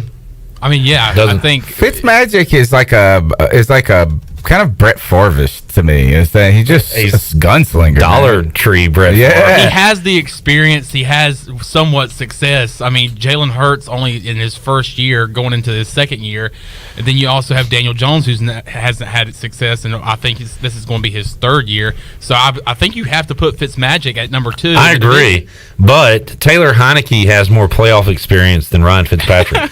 Really? I guess he's not been with any of the Tony, Bills. you must have been reading about all these quotes like Albert Breer saying Washington brought him in because they feel like they have a team ready to win now. Ryan Fitzpatrick has never been to the playoffs. What has he won? He hasn't won anything. I guess, I think the good seasons I remember him are that one with the Jets where they had... That's the one I was talking to Chandler. Week 17 had a chance to get him in, and he threw like 3 picks the last week. Like, that's his legacy. That's who he is. Well, Ron will not like that. I know. It's not a very Ron Rivera quarterback. He's way too exciting for Ron Rivera. Like, Rivera likes a boring guy. Although Cam obviously was Mr. Excitement, but Rivera loves some Kyle Allen. Grind it down. Just run it. He wants to run it. I don't know. How many times is Fitz going to wave off the play call and throw it deep? Yes. Y'all are going to win your division. Maybe, unless Fitzpatrick screws it up. Yes, you're gonna do it.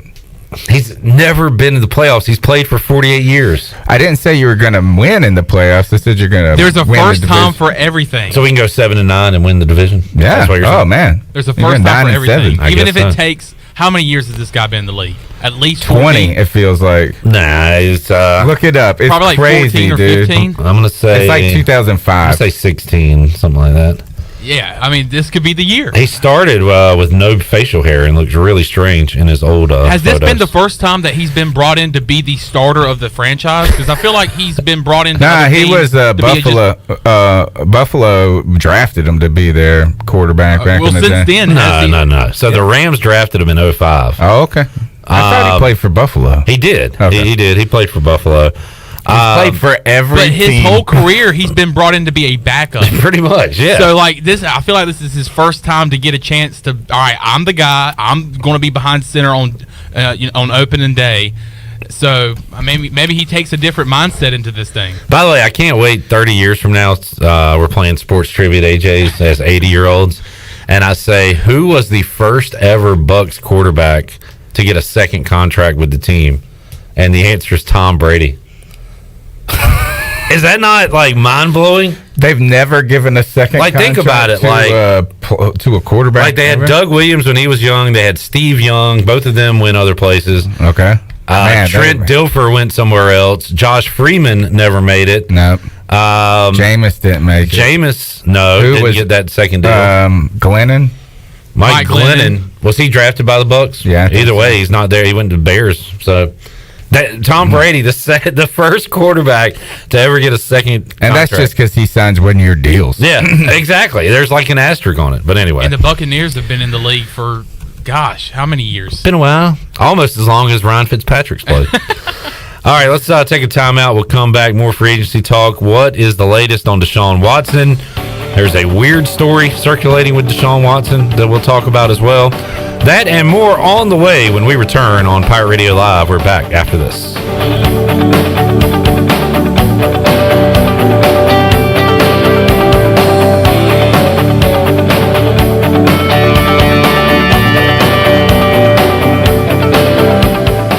The Rick House is Eastern North Carolina's premier American-styled restaurant and bar. Join us at the Rick House for mouth-watering steaks and the best burgers around. Check out the spicy mahi risotto or the bourbon pecan salmon. Wednesday night is date night. 2 salads, an appetizer, a bottle of wine, 2 entrees, and a dessert for just $55. Thursday is ladies' night with $5 martinis and special apps. The Rick House, American Provisions and Spirits, 710 Red Banks Road beside the bowling alley in Greenville. The Rick House.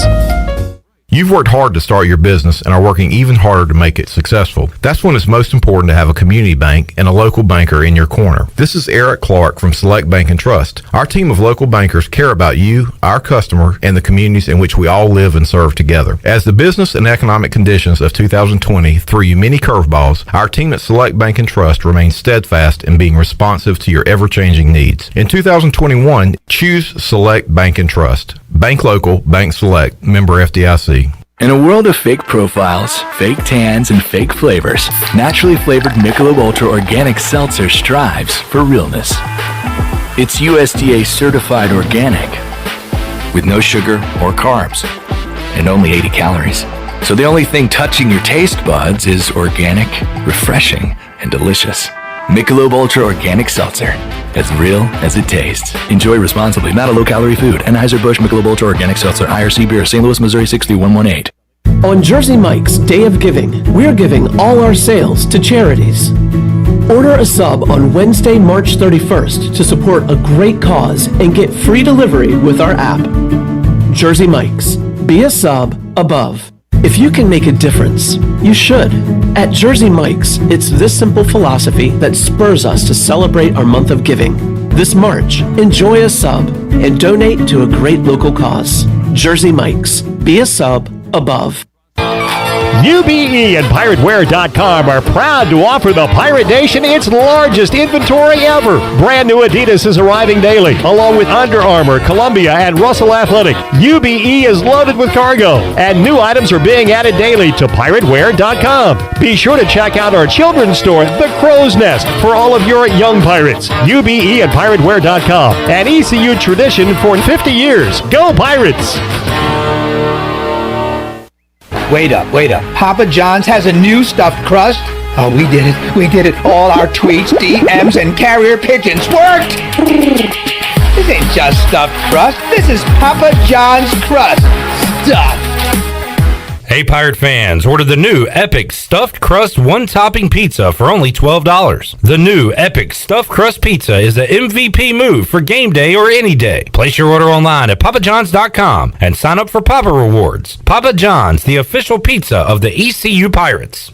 Find yourself working from home or at least spending more time there? Want some remodeling for your house or a fresh look? How about a new deck or screened-in porch to add livable space outside? Don't know who to call? Well, you do now. Call the professionals at R&R Remodeling. They've been serving the local community for 15 years. Ronnie and his crew can help you today. Call for a free quote, 252-286-4119, or visit R&R Remodeling on Facebook. R&R Remodeling, construction you can count on. At Jimmy John's, we don't make sandwiches. We make the sandwich of sandwiches. We use fresh veggies because we don't hate salads. We just feel bad for them. We make our sandwiches exactly how you want because you're the one who's eating it. And we bake bread all day, every day because stale bread isn't bread. It's croutons. Sandwich history is written by the victors. Good thing we have legible handwriting. Jimmy John's, the sandwich of sandwiches. Order pickup or delivery on the app. Pirate Radio. We have a standard for the way you're going to play, and we're going to start making sure that we point out those that are meeting the standard, and everybody else has to rise to that. You have to. There is no choice. You have to rise to the standard, because the standard is what wins. The voice of the Pirate Nation.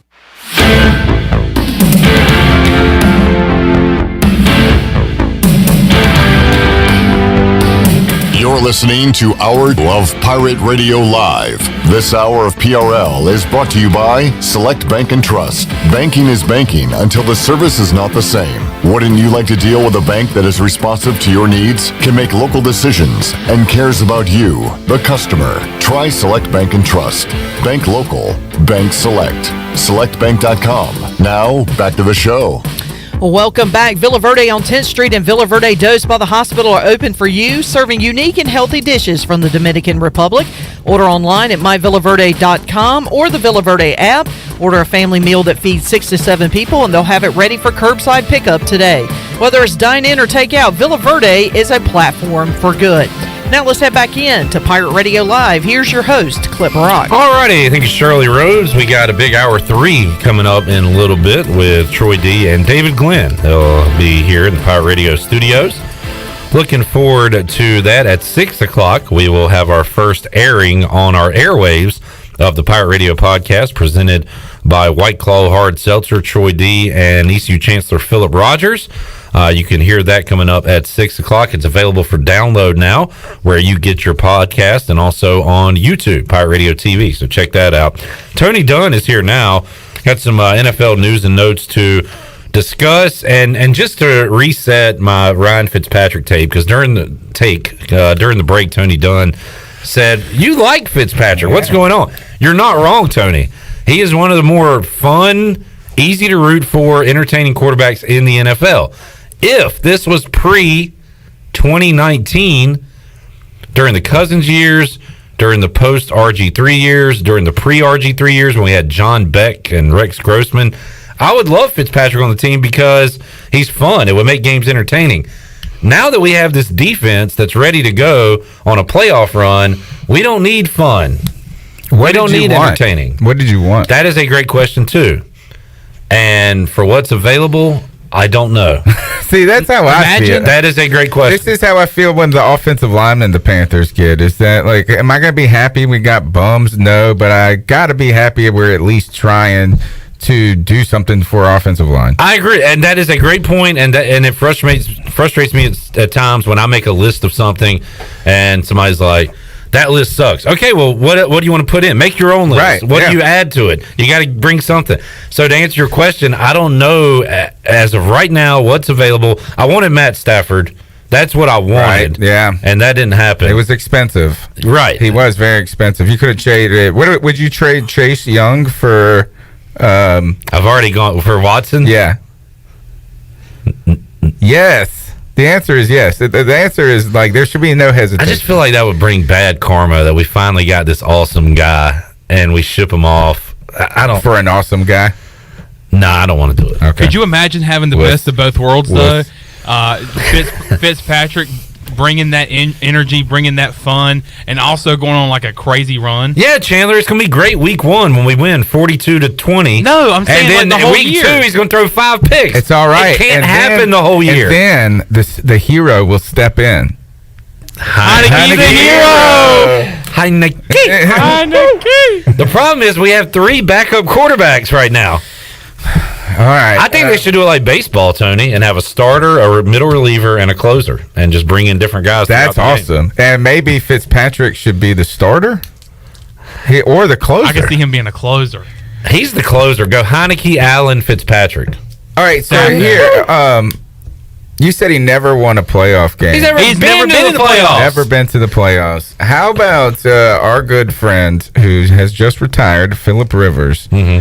He has only won, 2 playoff games in his career? That sounds about right. Let's check his And people want to give him a gold jacket or green jacket or whatever. What color? He's not playing the Masters, Tony.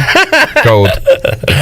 Gold. I love gold. It's more like a mustard jacket. I was thinking of that Happy Gilmore caption where he's like, gold jacket, green jacket, who gives Who gives a bleep? Yeah. 3 and 4, Tony. Okay, 3. Well, one of them came this year. The Colts won in the first round, didn't they? Am I wrong? No, they lost the Bills. Oh, okay. He had the ball at the end of the game. Like he always did. 2 interceptions. All right. I'd rather have Fitzpatrick than Phillip Rivers.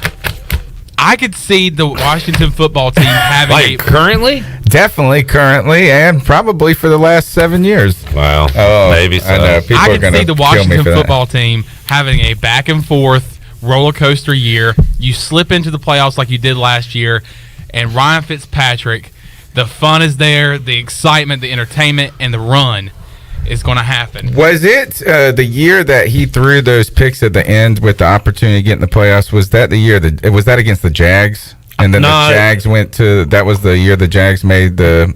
No, it was a division game. It had to be a division game. Oh, okay. I want to say it was like the Bills or something. But I just remember him throwing, and like 2 of them were in the end zone. Another question is like, when have you put a team around him, particularly on the other side of the ball? Well, that is true. He's never been on a great, And so now is maybe this is going to be awesome, man. I tell you, you guys are going to be good. Ron Rivera is about to put together a defense that is like, here, you're going to go draft another stud this year, probably at 19. He's going to completely ignore everything on offense and just get defensive guys. That's kind of what they did in Carolina for a while. And I was just looking at when they drafted Kuechly, it was like, wait, we don't need this right now. Oh, man. And they drafted one of their best players ever. One of the things I think I just was looking at Perryman's stats, and last year he had 48 tackles in 13 games. And for a middle linebacker, I just don't. Like, everybody on Twitter is saying this guy's going to be great. He's awesome. He's an upgrade from Tahir. But that's what they were saying about Tahir last year. Yeah, but my thing is this, is that for the last 20 years, I've watched a linebacking core that averages 105 tackles a year. You know, is that Luke Kuechly and Thomas Davis were putting up hundreds of tackles each year. And then if you go back to Will Witherspoon and Dan Morgan, these guys had something like upwards in the Super Bowl in 2005. Dan Morgan had 25 tackles, and Witherspoon had like 23 in a single game.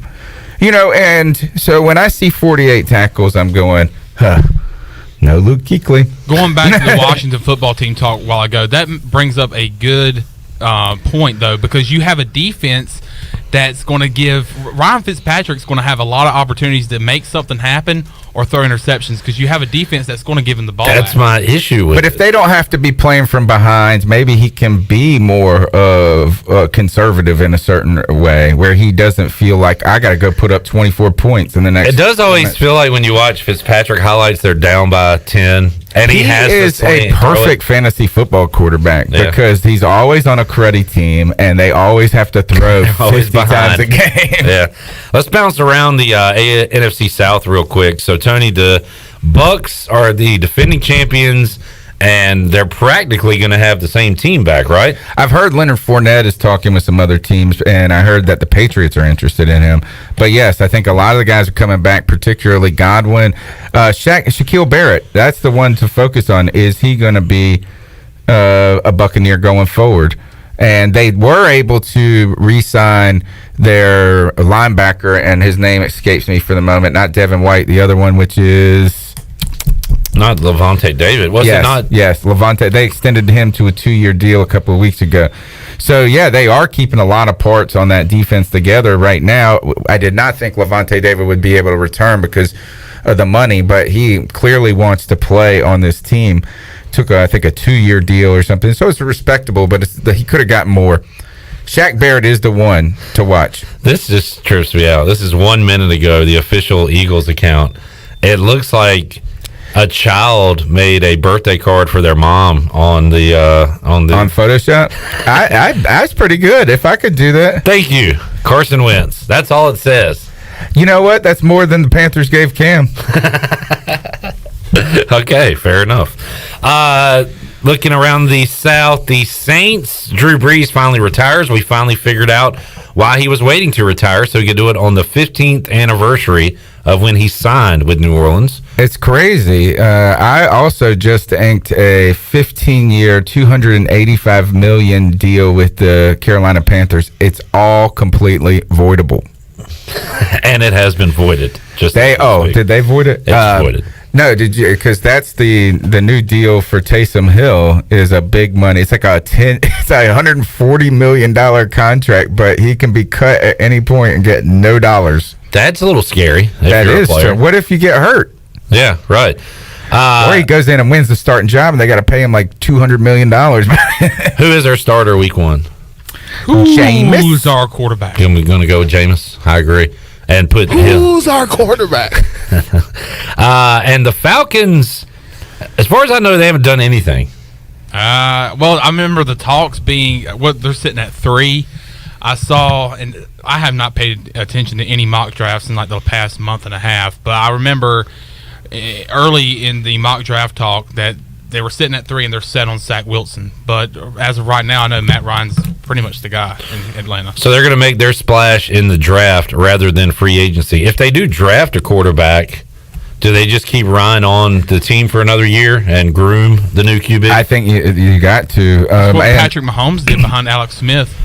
I think the story with the Falcons is more about the departures than it is about the arrivals when it comes to free agency. Alex Mack just signed with the San Francisco 49ers, so they added a center, and Keanu Neal, I think, is going to be the one to watch leaving the Atlanta Falcons.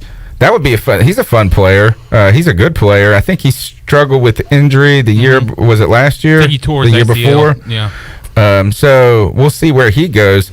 The team right now, I think that's exciting, is the Jags, man. They're starting to put together some players. I have read that somebody did a study over the last whatever years, the Jags have had the most free agency money out of anybody. Yeah. And they just spend it and it never works out. Well, I tell you, my friend used to tell me that you don't win Super Bowls in April or March. They are combining that, Tony, with Trevor Lawrence, the number 1 overall pick. And we'll have to see how Urban Meyer does. And a new coach, yeah. Is he dysfunctional in his own way? Yes. Does he just get depressed and quit midway? Year 2 or 3. CBS Sports' latest mock draft, Trevor Lawrence, Zach Wilson to the Jets, Jalen Waddle reuniting with Tua at pick 3 to the Dolphins, and then Trey Lance at 4 to the Falcons. The Panthers don't have a first-round pick. Yes, we do. No, you don't, because you traded it to get Deshaun Watson. Heck yeah. And the Texans take Kyle Pitts. Let's just close it down. You okay, Chandler? Stop. Taylor said Stop he was going to have to stop getting on social media. I was on Twitter earlier, before the show, and I was like, I'm going to have to get off Twitter for the rest of the day. Too much Watson. The talk is the bad. Watson is crazy. Yeah, everybody. It's because, and the media is pumping it in connection to the Panthers, and it's like David Tepper's locked. How do they even know this? They're locked I know in. they don't. They do not know this. But is there any part of you that hopes it's somebody relaying information that it could be true, or do you just think it's all talk? That's what I think. I just don't understand what benefit any team would have by talking about any of it until it happened. And so I don't know why teams would leak information. In fact, the only reason we know that the Stafford trade or that the Panthers offered what they offered to the Detroit Lions was because the Lions leaked it afterwards. So I just don't understand why. Is David Tepper just hanging out with Joe Person from The Athletic and being like, I really love this dude. This guy's exciting. Yeah. The thing is that I think about is there a source close enough to the franchise that's relaying this information where it is indeed very accurate? The biggest thing, and when I read it on Twitter, that's when I said I got to get off Twitter.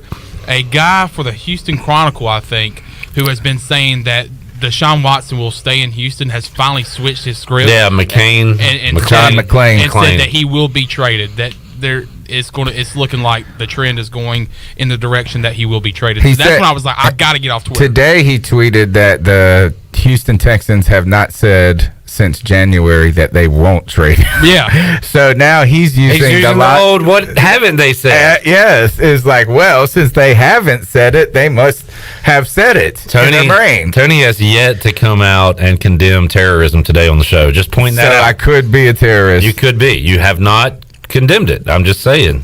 You have not said that. I said it last week. I'm going to say it again. I feel bad for David Culley. What a mess. I know. Grief. I am really trying with this Watson thing to not think about it at all. Number one, I'm trying, Tony. to not hope for it at all. Like, actually, I don't hope for it because I'm not accustomed to good things happening like this, like for the Panthers. Well, it is amazing how over the years you have become me. Right. You're right. It's incredible. Well, that's what happens when you go to the studio and you hang out with this curmudgeon for the last 8 years. And now I've got Rivera in this great defense. I'm going to become you. Full circle. Every chance you could. Man, you should have wanted Cam. If you would have gotten Cam, you would have been. Oh gosh, I would have been so jealous. I got to find my new Cam. Now then I'll be Tony. But secretly, I'm doing all of this because if it did happen, my excitement will exceed excitement time. Everybody else's excitement because they have already taken this extra leap. I've gone down. So it's like I'm on the roller coaster, the down part where you get that. Yeah. But you're secretly ticking up slowly. The cost for Deshaun Watson is going to be enormous. Yeah. We're talking if you were able to pull him away from the Texans, you're talking multiple first-round picks. Potentially, there's a rule. I just learned this today that you can only trade picks 3 years in advance. So, like, we can only offer through the 23 draft, 21, 22, 23. You can't say I'm going to give you the first round pick for the next 8 years. What do you think about that rule? Like the NBA, I feel like there's not that rule. Like there's picks 5-7 years in advance, which is stupid, I think. But it's bizarre. Yeah. I don't want the NFL to become too money ballish either.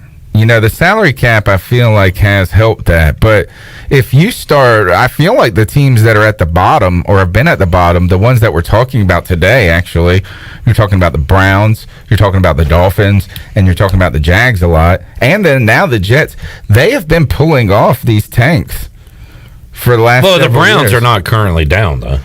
No, but the way they got to where they're at is they had just a crazy amount of they had like 5 first-round picks one year, I felt like. And then finally they got a coach that could make it not a mess. At the same time, you've got examples like the Bucks where they go from worst to first. And how many times has Carolina gone from worst to first? Well, that division? Used to be the rhythm of the NFC South is whoever was at the bottom was at the top the next year. The Panthers, though, I just don't know what it's like to be a team without a quarterback. And I've learned it over the last couple of years, so I do know what it is like now. But it's just not a good feeling, man. And that is why Cam Newton might be creeping up as my favorite. He's neck and neck with Julius Peppers right now. A trend also in the NFC South that I thought that was going to start. Maybe it won't with the Tampa Bay Buccaneers getting everybody back, but I was thinking that in the NFC South, you make it to the Super Bowl and the very next year, you're just crap. You think about the Panthers, they went 15-1 in the regular season, the Super Bowl year, got to the Super Bowl and lost. You had the Falcons the next year. We went 6-10 that very next year. The Falcons went to the Super Bowl, and everybody knows about that Super Bowl the very next year. They weren't worth a crap. So I thought that was going to be a trend in the NFC South. Tampa Bay Buccaneers are coming off a Super Bowl, so that's still up for grabs. But they're not going to go to crap. I still firmly believe. That's what I'm saying. I think that's the trend is going to end with the Tampa Bay Buccaneers. I firmly believe that 2016 season was derailed in the very first week when they came after Cam Newton's head by the Denver game. Oh, yeah. And we were a field goal away from tying that up, I believe, or winning it to win the game. And Gano missed it. And I felt like that sent a negative karma on the whole team. Michael Orr then the next week suffers a concussion. And stayed out the rest of the year. Yeah, and I had to quit football. Yeah. So there is some voodoo when it comes to sports, and that's why a lot of sports people are so superstitious. All right, I'm just going to throw this out there. It reminds me of the Russell Wilson and Andy Dalton deal with the Bears, where they wanted one guy, got another. Panthers want Deshaun Watson, but they end up with Gardner Minshew. Ian Rappaport reporting, not with the Panthers, but teams have been calling about Gardner Minshew. He's another guy that's going to end up somewhere. Or that should have been the name you said. Could remain in, that's the guy for Washington. Yeah. I feel like he's just young Fitzpatrick. In fact, I've compared those guys together. That Minshew is going to be, I think, a career journeyman that gets a bunch of jobs.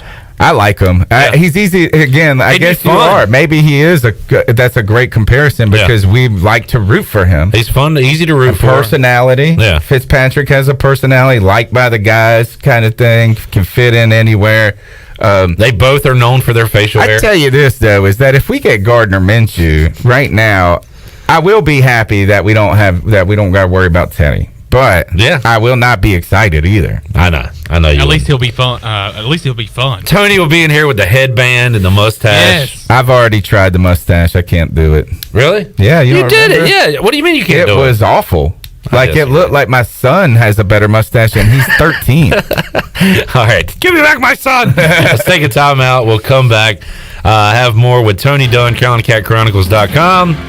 We will wrap up hour number 2 and get you ready for hour 3, where DG, David Glenn, will be in the house. Troy D as well. More to go on Pirate Radio Live after this.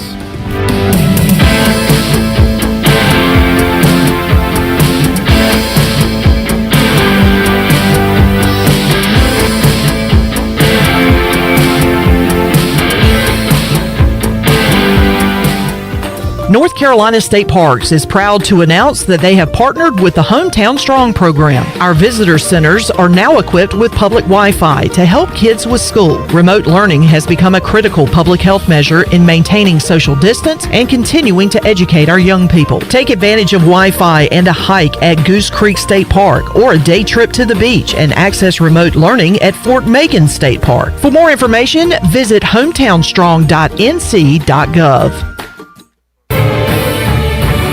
For the latest from the world of golf, tune in every Saturday morning from 8 to 10 for the Golf Shop Radio Show, presented by GolfKnickers.com, the world's leader in traditional golf apparel. Hosts Mark Greenhelge and Matt Blanchard talk golf from tee to green and everything in between. If you like golf, you're going to love Golf Shop Radio. Before you tee up, drop on in. Welcome to the Golf Shop. It's bow time. There's something special about the first bite of a Bojangles Cajun Filet biscuit, like an edible alarm clock that slaps you awake with bold Cajun flavor. The moment you sink your teeth into that soft, fluffy, made-from-scratch biscuit, then strike gold with a juicy piece of fried chicken, you'll know. Nothing beats the first bite, except the second first bite. Get a Cajun Filet biscuit combo for just $4.99. It's bow time. Hey Pirate Nation, this is proud ECU graduate and former baseball player Brandon Manning inviting you to join my team at Farm Bureau Insurance.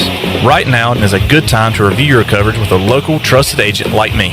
I will make myself available before or after business hours, and my clients always have my cell phone number if they need anything. From home, auto, or life, give me a call today and let's talk about your insurance coverage and about the Pirates. Call 531-1812 and go Pirates! This tax season, get more in return during Bostic Sugg Furniture's Tax Mania. Update your home for less with savings of 15% off throughout the store. Living room, dining room, and bedroom furniture at savings of 15% off. Save up to 70% off clearance items or get 48 months special financing. Now's the time to get a better night's sleep on a Scott Living or Restonic mattress and enjoy 48 months special financing. Your tax dollars go farther during Tax Mania, now at Bostic Sugg Furniture. I'm Michael Vaughn with East Coast Grading and Utilities. Many of you know my dad, David Vaughn, and his work in putting in subdivisions all over Pirate Nation. But East Coast Grading and Utilities is not just for those type of big jobs. We're here for the homeowners. Whether it's concrete, driveways, hauling rock, or sand, whatever you need, East Coast Grading and Utilities can get the job done. Call us at 252-531-7494 or check us out on Facebook at East Coast Grading and Utilities. Over 32 years ago, the Ronald McDonald House of Eastern North Carolina opened its doors as a place to help families stay together and close to the care they need when they have a sick child. With the addition of a second Ronald McDonald House inside the Maynard Children's Hospital, our need to serve is greater than ever as the medical community flourishes. Help us expand our mission of keeping families close as we grow to meet that need. You can show your support by making a donation to the Ronald McDonald House. Visit our website today at rmhenc.org for more information. Thank you for your support. Hi, I'm Annalie Newhoff. And I'm Rob Campbell. And we are with CopyPro. We have been locally owned and operated here in Eastern North Carolina for almost 50 years. CopyPro is the leader in office technology. Does your business struggle with keeping printing costs low or producing professional documents? Here at CopyPro, total customer satisfaction is our #1 priority. We have a variety of solutions to help reduce your printing expenses and make your business more productive. Call us today at 1-800-682-6558 or online at copypro.net. CopyPro, we are the professional office systems people. Hi, this is Brian Meador from East Carolina Athletics. You're listening to Pirate Radio, the voice of the Pirate Nation.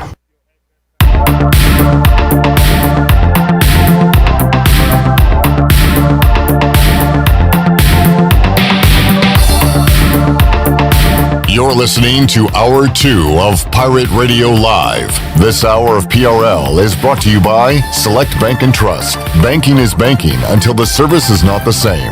Wouldn't you like to deal with a bank that is responsive to your needs, can make local decisions, and cares about you, the customer? Try Select Bank and Trust.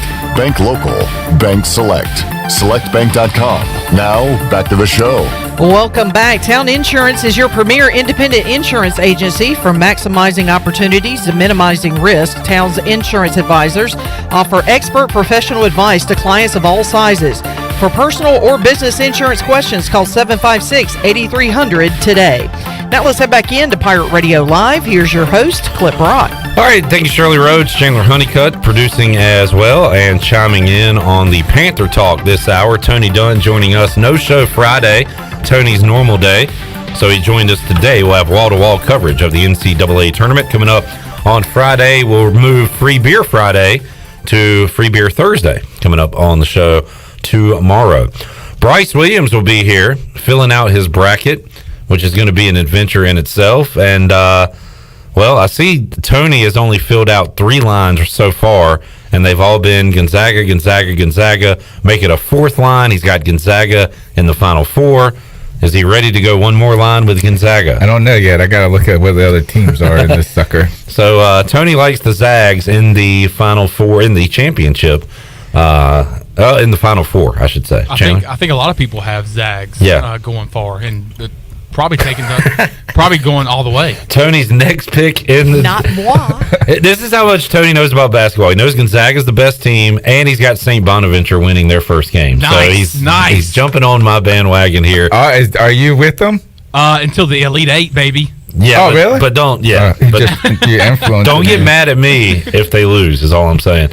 So Tony Dunn filling out his bracket. We've got a Pirate Radio pool going on. We'll talk more NCAA tournament and NFL in hour 3 with DG, David Glenn. We were hoping to talk some ECU football this week, but the first Pirate spring practice won't be until Friday.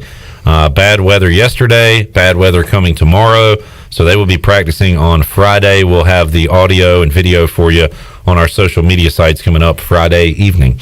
All right, wrapping up the hour with Tony Dunn. Real quick, the Deshaun Watson news going on right now.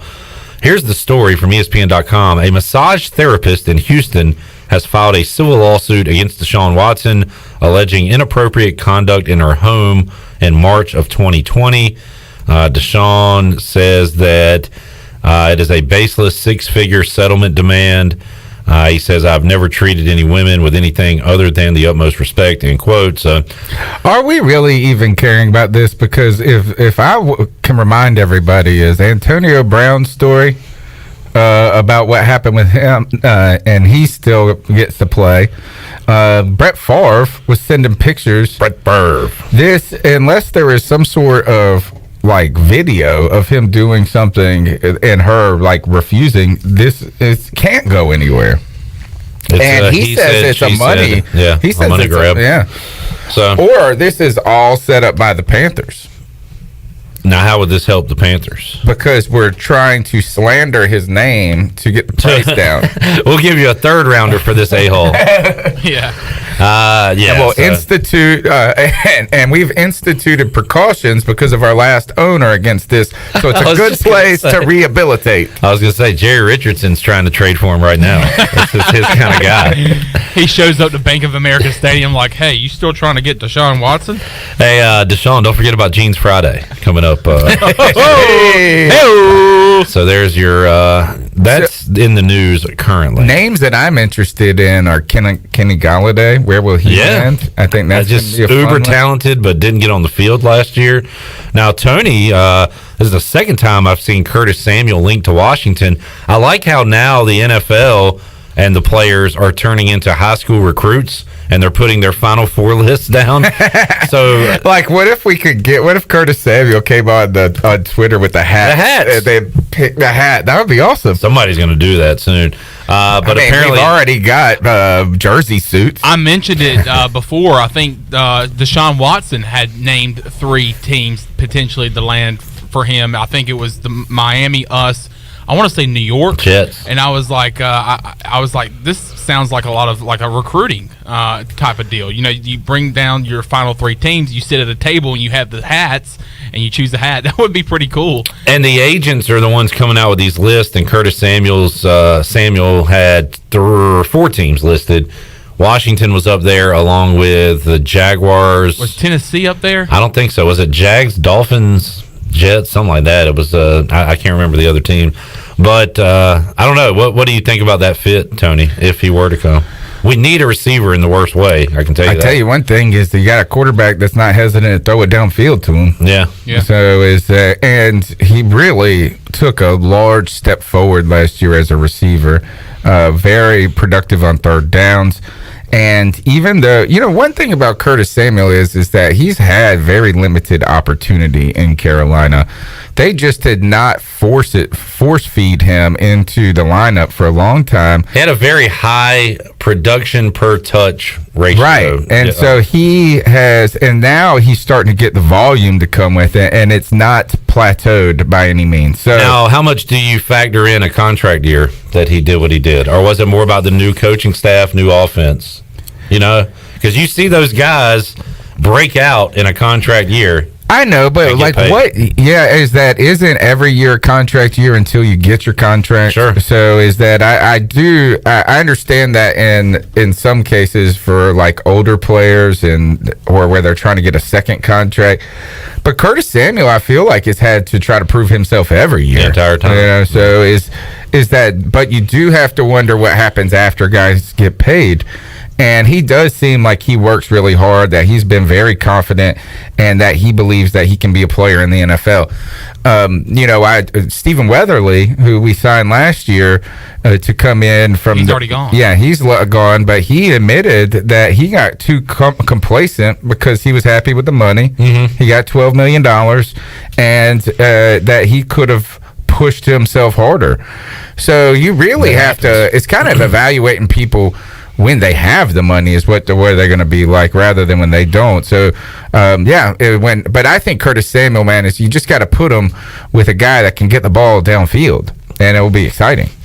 All right, Tony, good stuff. We'll let you fill out your bracket, and we'll announce your results later on the program.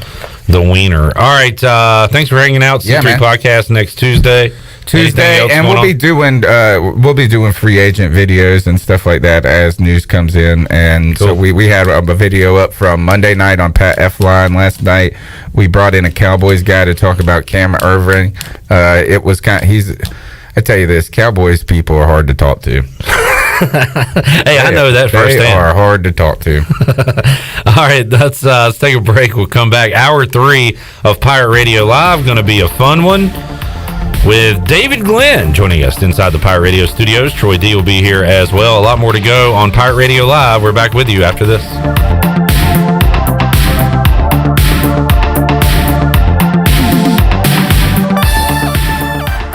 National Signing Day has come and gone, but that doesn't mean the recruiting news cycle is stopping. In fact, the Pirates still have their sights set on top targets in the transfer portal and have already turned their attention to the 2022 class. HoistTheColors.net has the latest on EC recruiting from a football perspective, and we also cover basketball and baseball commitments like no others. Sign up now and get your first month for a single $1 to get the latest scoop on your favorite Pirate teams, along with in-depth baseball and spring football coverage in the months ahead. HoistTheColors.net.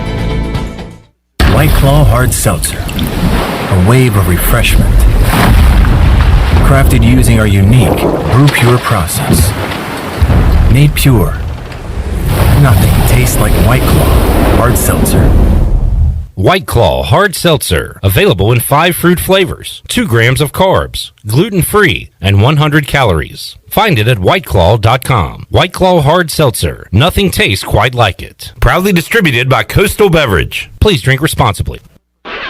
The best place in Greenville to unwind and have fun is AJ McMurphy's. AJ's is open every day with great food and great drink specials. Plus, you can always watch every game from NCAA hoops, Major League Baseball, NASCAR, and more. Looking for something to do? Stop by AJ's for open mic Mondays, sports trivia on Wednesdays, music bingo on Thursday, and live music every Friday and Saturday with no cover.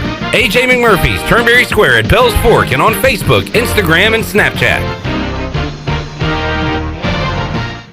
This is Dr. Phil Perdue with Orthopedics East and Sports Medicine Center. My colleagues and I recognize how difficult this time is for everyone in our community. We continue to see patients during the week while taking precautions to keep everyone safe. Our extended care clinic is now open on Saturdays and Sundays from 10 a.m. to 2 p.m. so you can avoid the emergency department for your urgent orthopedic care. For more information, please contact us at 757-2663 or visit our website at orthoeast.com.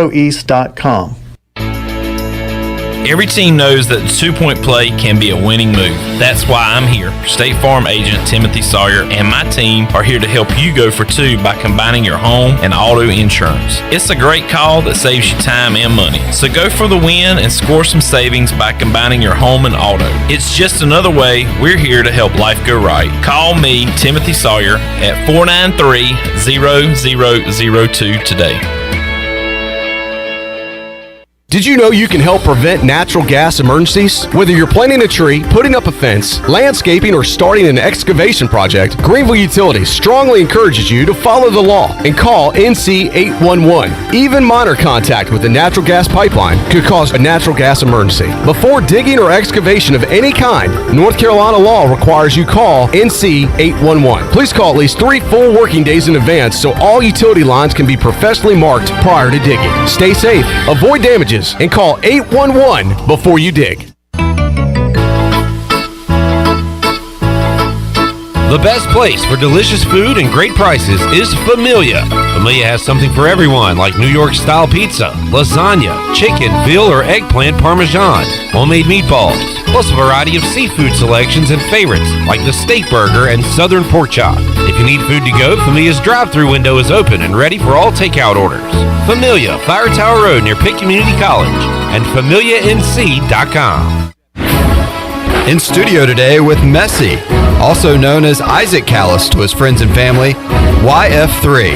I come to F3 because it's really fun, it's really challenging, and I get to be challenged and pressured in a good way by me being the only 2.0 kid here going against the grown-ups, seeing what I can do, and I just come to have fun. 1 letter, 1 number, F3. Learn more today at f3enc.com. This is Pirate Radio, WGHB Farmville, 1250 and 92.7 FM Greenville, WDLX Washington, 930 and 104.1 FM Washington.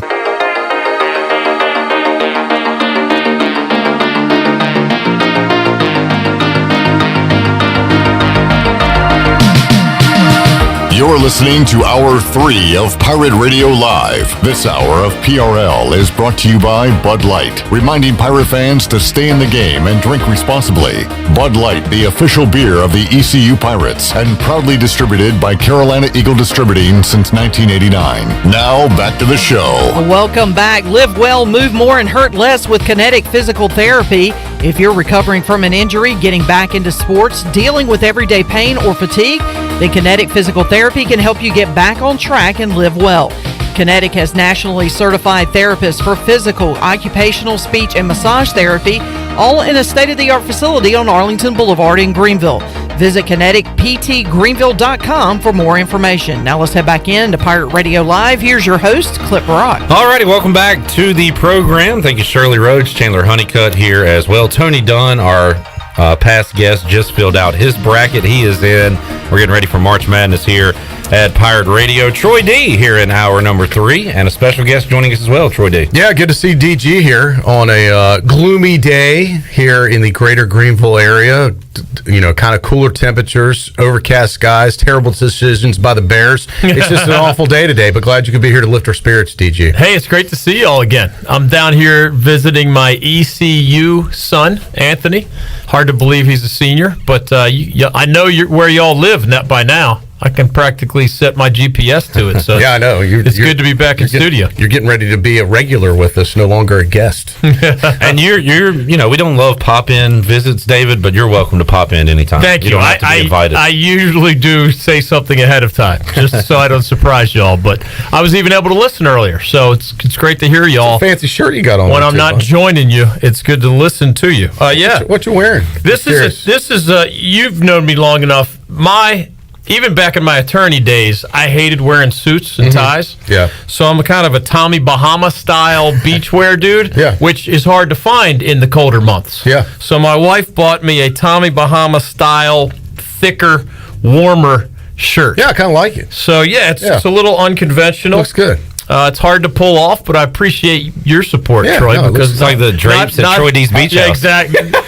That's what I get far more often, Clip. So I like it. I was just wondering where I could get one. I was like, that's pretty cool right there. It's a sign that summertime's on the way, Troy. It is. That's long right. sleeve. That's but right. Ever since time has changed, Clip, it has been crappy weather. You hyped it up for 3 months. This is awful, Troy. Let's go back to how I know. Let's put the clocks back and get the warmer weather back. It has been a rough week. By the way, on that note, Troy, ECU football supposed to begin football practice on Tuesday. Yeah. They did not. They will not practice today nor tomorrow. Another bad day looks like is on the way.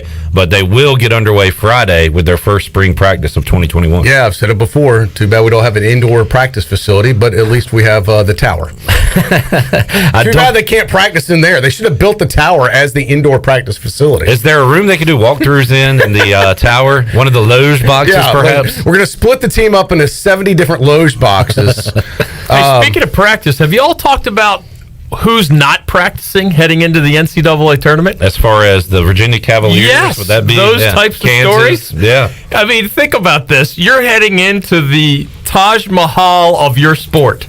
The one thing that matters most to coaches, fans, and players.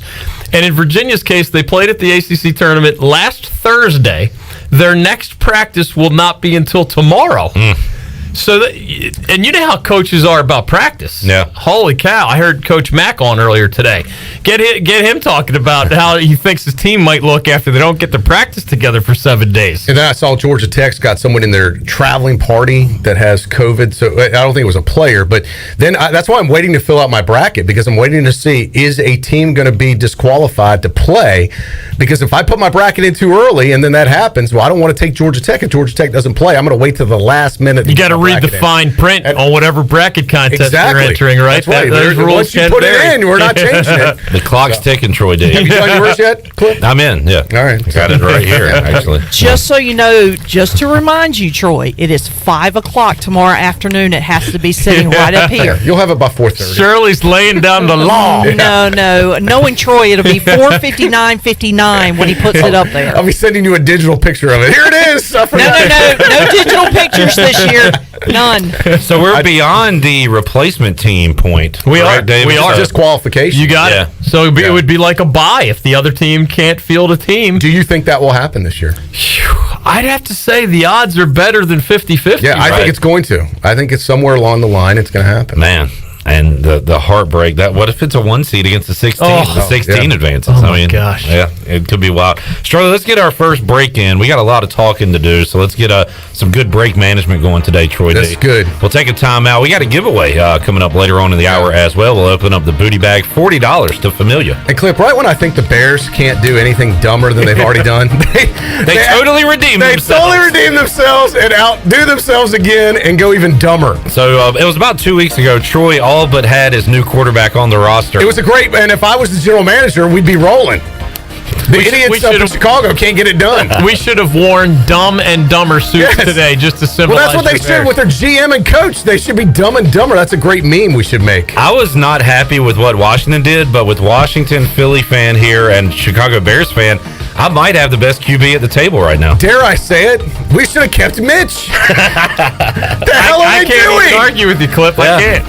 We'll take a timeout, come back. We're going to go with David Glenn when we return on Pirate Radio Live after this.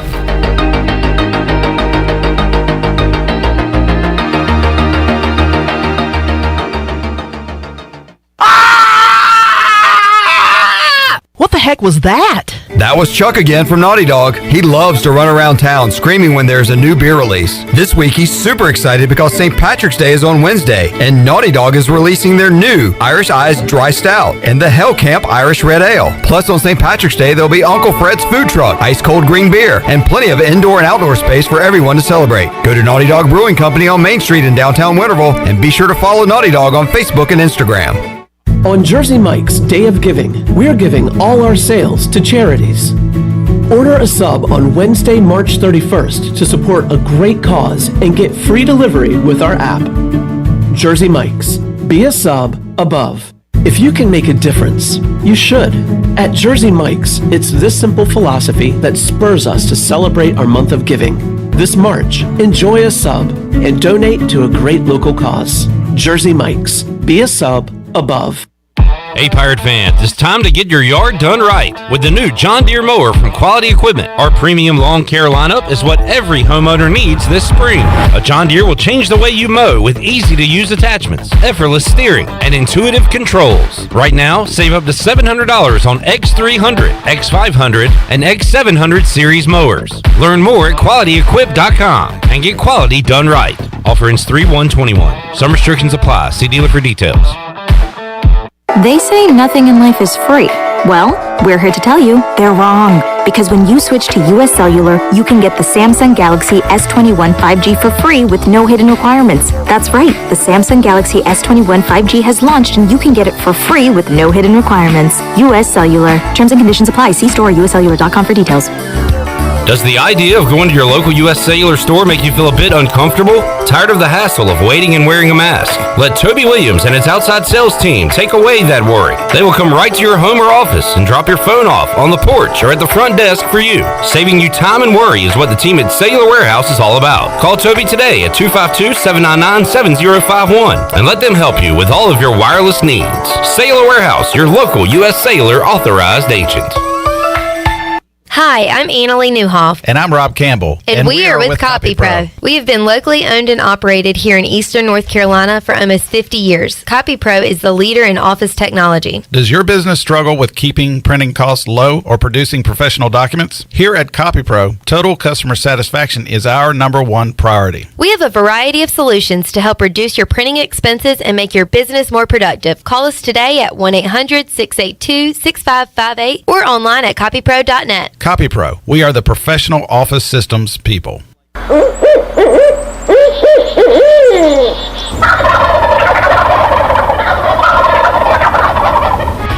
Join us for the first annual North Carolina Strut Masters Championship on Saturday, April 10th. Presented by Crescent Tools. Brought to you by Mountain Dew, Yeti, Sam Jones Barbecue, Spring Hill Outfitters, and Nomad. Compete against some of the best turkey hunters in the country, like Michael Waddell, Hal Schaefer, and Nate Hosey. Live performances by Nate Hosey and much, much more.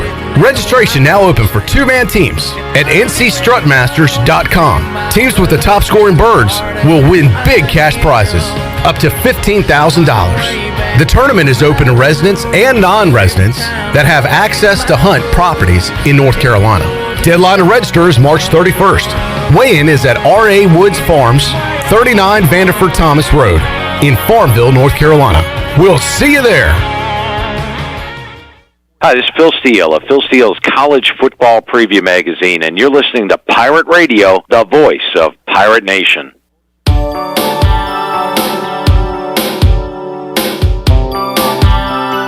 You're listening to Hour 3 of Pirate Radio Live. This hour of PRL is brought to you by Bud Light, reminding Pirate fans to stay in the game and drink responsibly.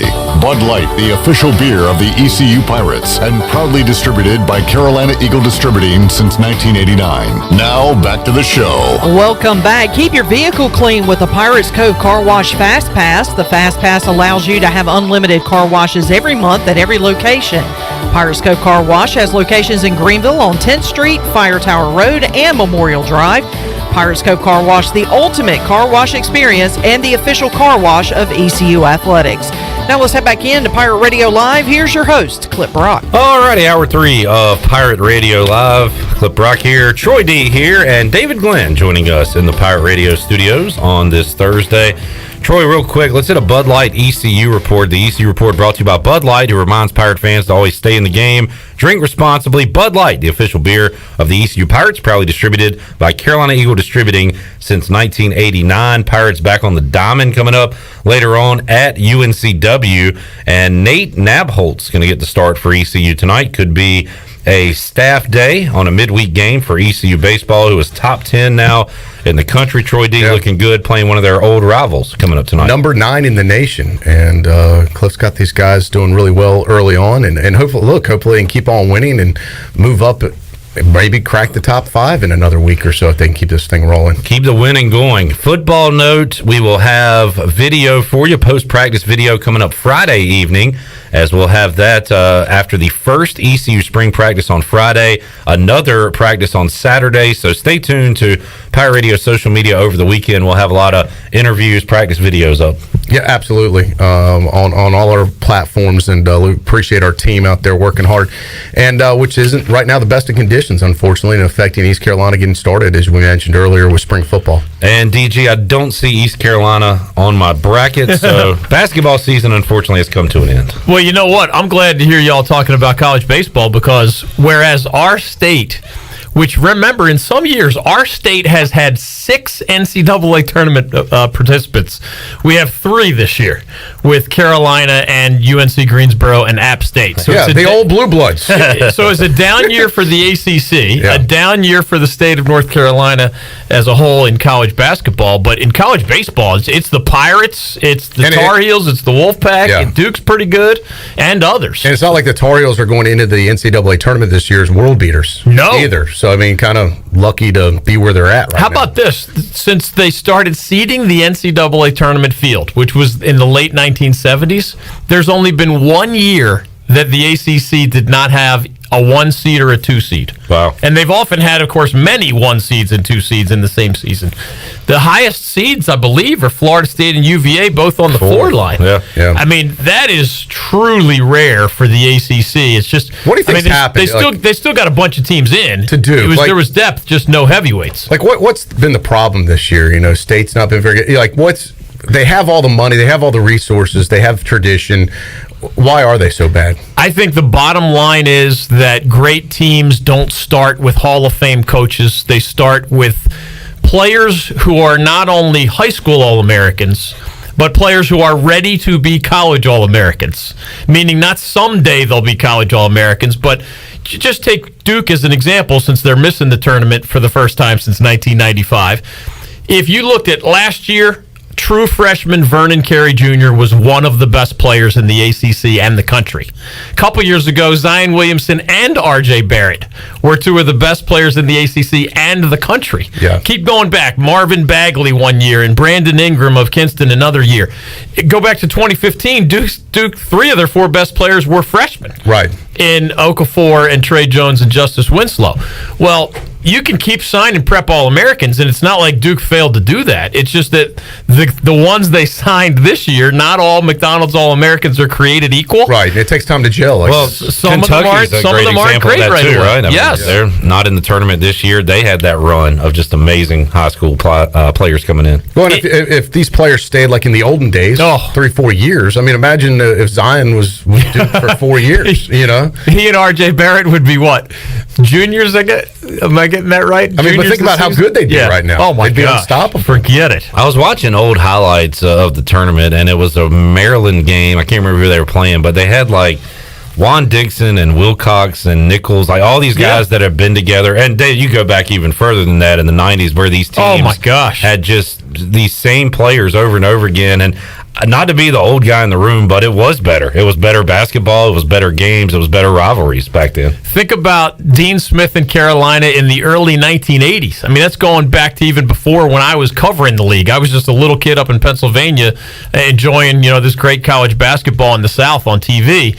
And Michael Jordan on that national championship team was a freshman, but James Worthy was an upperclassman, and Sam Perkins was an upperclassman. And Jordan, the greatest of all time, stayed 3 years before he turned pro early. So, you could and that was somewhat controversial even back then. He was good, obviously good enough to go, but there was a question, was this the right move? This Jordan kid needs one more year. He's not going to make it in the pros. Well, what's crazy to remember is Tim Duncan at Wake Forest was a 4-year player. That is crazy. And that's, it's obviously fairly far ago now, but it's, what was that, late 90s? Yeah. So it's not ancient history. Right.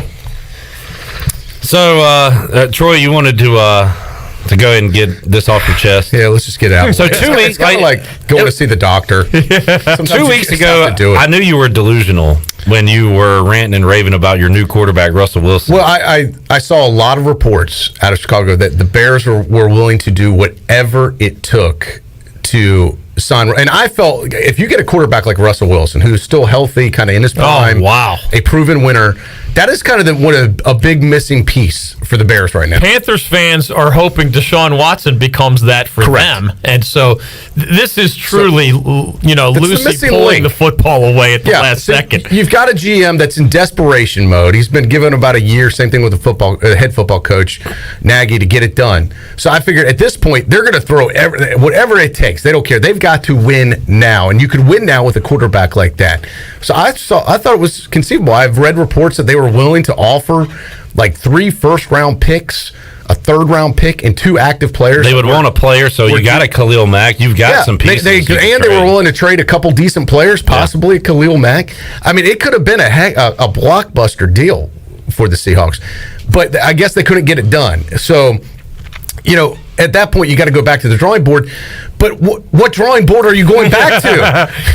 Whose board was Andy Dalton on? I'm just sorry, and this is no knock on Andy Dalton. Super nice guy, and I think a good athlete. But he's a good quarterback. Yeah, he's a reliable backup guy, and a journeyman now. But is that who you want leading the franchise? Well, it's all about expectations. You had your sights set on the top. And then is he any better than the guy you had in Mitch Trubisky? If you look at the numbers would say Trubisky actually is better if you take the emotion out of it. It's just, when I first saw this yesterday clip, first of all, I think someone tweeted it at me, and it might be you. I don't know. It was not me. I don't do stuff like that. I did retweet it. Man. So I saw it, and I was like, this is a joke, right? At first, I was like, come on, they didn't do this, or this is, And then it was like becoming a reality. I'm like, man, this is not going to be a good move. But I follow, you're in the media business, David. You follow like a lot of people, you're from Philly. You probably still follow those organizations and stuff. Absolutely. So I follow a lot of the outlets from Chicago and on Twitter and on Facebook, reading the articles, and more importantly, getting the comments from fans. I've never seen a story that hit like this so fast. And it's hard to get consensus in anything in America in this day and age. A story where 100% of the general public was in agreement, Bear fan or not. Even the Green Bay Packer fans were like, this is awful for you guys. Like, what are you doing? Like, nobody thought this was a good decision. This is a terrible decision. And the worst part about it is the guy making the decision is the reason we're in this mess to begin with. How do you let the captain of the Titanic be the guy that guides your ship next? He already wrecked the Titanic. You don't put him in charge of Titanic 2. It can't happen. You crashed the plane. You're done. Like, they should have fired Ryan. He should not be in charge of this. And here's another perfect real-life example of why. And here's a guy that could say it better than me. Michael Wilbon was on Pardon the Interruption. Pardon the Interruption. They still call it that. PTI. Yeah. PTI. So this is only 60 seconds or so. I don't know if I could have framed it any better than him as he speaks for just about the millions of Bear fans across this country. Take it away, Shirley. I'm angry about the Bears. And I told you they were never getting Russ out of Seattle. I told you that. Because the GM isn't competent enough to do that. And they might not want to give him up anyway in Seattle. But let me just mention that Ryan Pace, the GM I'm about to attack, he chose Trubisky in a draft. He moved up to get him ahead of guys named Watson and Mahomes. Now he's choosing Dalton over Trubisky, who he drafted. Trubisky, who has a record of 29-21. For all the grief Trubisky takes as a starter, 29-21. 2 out of 3 years in the playoffs, the 2 out of the last 3. Yeah. This is a disaster. And it doesn't mean that Dalton is the worst guy in the league. It doesn't mean that. But the Bears, this is a franchise that's 102 years old.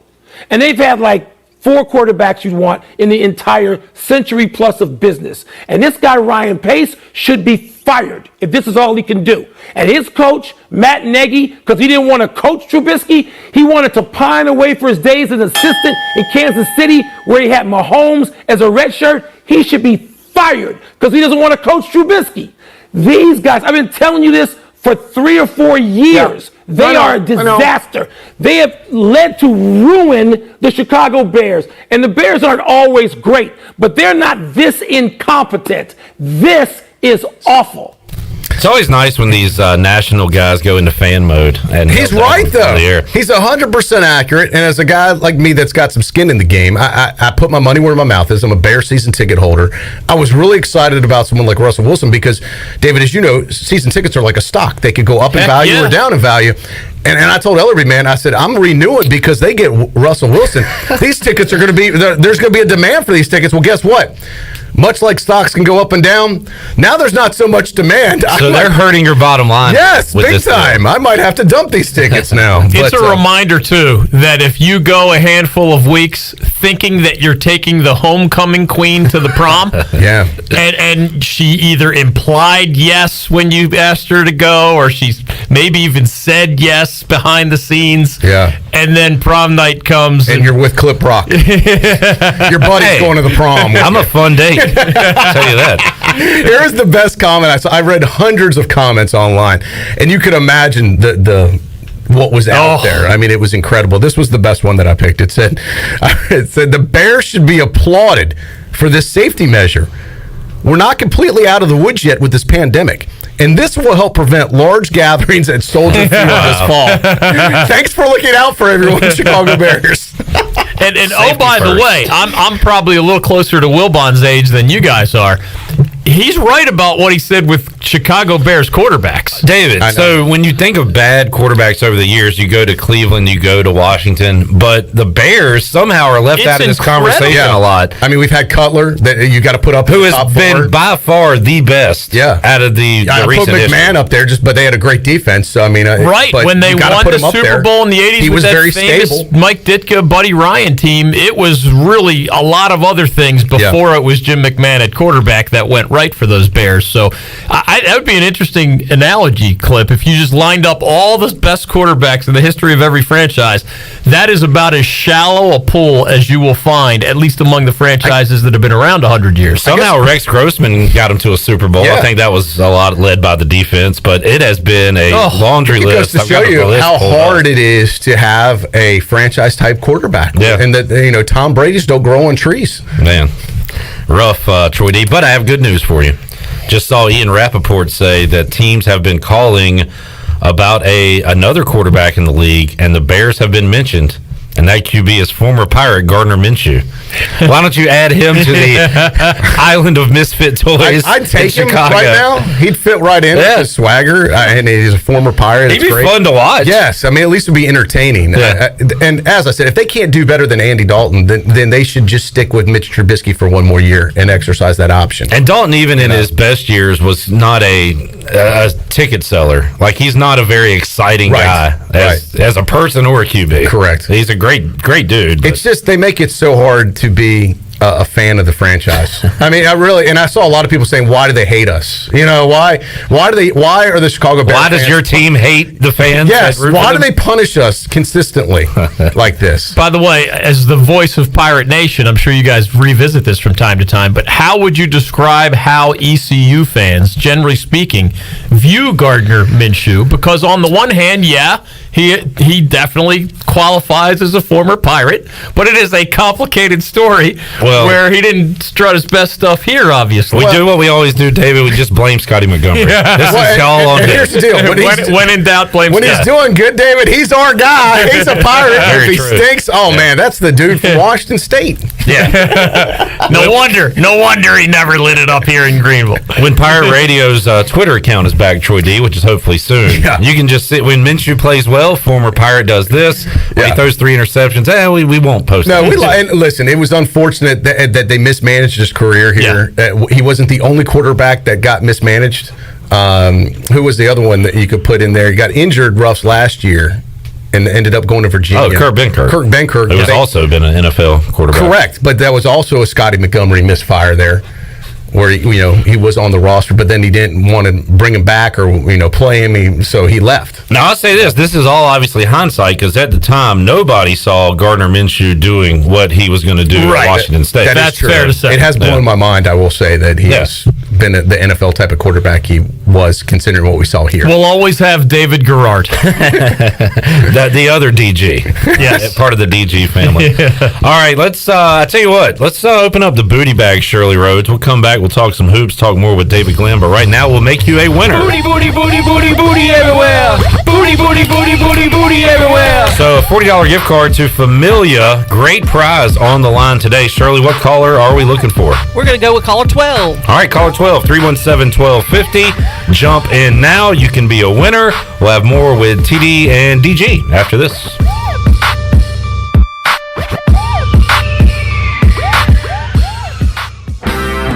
Hey Pirate Nation, this is Tom Brown from Brown & Wood Buick GMC Truck. We've been serving the Pirate Nation in Eastern North Carolina for 83 years. We have 4 brands, 3 generations, 2 showrooms, and 1 goal to make sure you leave a happy customer. This month at Brown & Wood, get a GMC Terrain and save up to $7,000 off. And as always, Brown & Wood is the home of the lifetime powertrain warranty. We're located on Greenville Boulevard next to the Convention Center, or shop us online at brownandwoodauto.com. Here with Mike Mullis from Fixed NC. And Mike, you were telling me the other day, people ask you all the time, I didn't know you did that. What does that mean? Anything that involves property damage repair, call us first. If it's your crawl space, you've got interior humidity issues, a water loss, your ice maker line breaks, obviously fire and smoke, everybody knows we do those. But anything that involves interior or exterior property damage, we're your repair experts. Mike, how can everybody get in touch with you? 252-999-0001 or fixednc.com. What's the big deal? Where can you get pizza, bread twists, specialty chicken, and more for just $5.99 each? Is it at Domino's? He hands off hand tossed pizza and a marble cookie brownie. He's going! There's a lot of variety on the radio and at Domino's too, where you can mix and match 2 or more.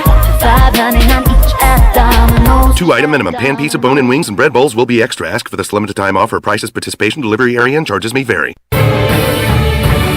For the latest from the world of golf, tune in every Saturday morning from 8 to 10 for the Golf Shop Radio Show, presented by GolfKnickers.com, the world's leader in traditional golf apparel. Hosts Mark Greenhelge and Matt Blanchard talk golf from tee to green and everything in between. If you like golf, you're going to love Golf Shop Radio. Before you tee up, drop on in. Welcome to the Golf Shop. Ahoy, mateys! To keep those cars clean, you need the Pirates Cove Fast Pass. The new Pirates Cove Car Wash and Haviland Express Lube on Glen Burnie Road in New Bern is now open. Pirates Cove in New Bern is offering Fast Passes for $9.99 for new Fast Pass customers. You can visit us in Greenville on Fire Tower Road, Memorial Drive, and on East 10th Street. And have you heard? Pirates Cove on Fire Tower Road is now offering interior cleaning. So we have you surrounded. Pirates Cove, the official car wash partner of ECU Athletics. Your future is yours to create, and with the leadership development of Army ROTC, you're capable of taking command of it. Even in the midst of a pandemic, enrolling in Army ROTC prepares you to thrive as a full-time college student. Our specialized elective courses will equip you with the skills necessary to succeed in life, all while earning money for education. A strong future takes a strong force. Find out how to lead at goarmy.com/ECU. To learn more, contact Dale Anderson at 252-622-5346 or Anderson DAL at ECU.edu. Hi, this is Billy Parker from Parker's Barbecue. I am so excited to announce a brand new menu item now available at all Parker's locations. Come in for our delicious new boneless wings. Our wings are fresh, hand-cut right there in the store, never frozen, and our wings are big. Try them tossed in one of our signature sauces, sweet red barbecue sauce or barbecue honey mustard. Get a boneless wing bag for less than $5. That includes 6 boneless wings with hush puppies and corn sticks. Parker's Barbecue, a homemade tradition for over 50 years. BMS Builders is your premier custom builder in eastern North Carolina. With Blackwood and Mills Creek in Greenville, Dalton's Cove in Farmville, and Belmar in Ayden, these are just a few of the developments featuring BMS Builders homes. They can build the home of your dreams. Just ask Dr. Dennis Ross in Greenville or East Carolina football coach Mike Houston. They built their homes, and they can build yours as well. BMS Builders. Give them a call at 916-1578 for BMS Builders. This is ECU basketball coach Joe Dooley, and you're listening to Pirate Radio, the voice of the Pirate Nation.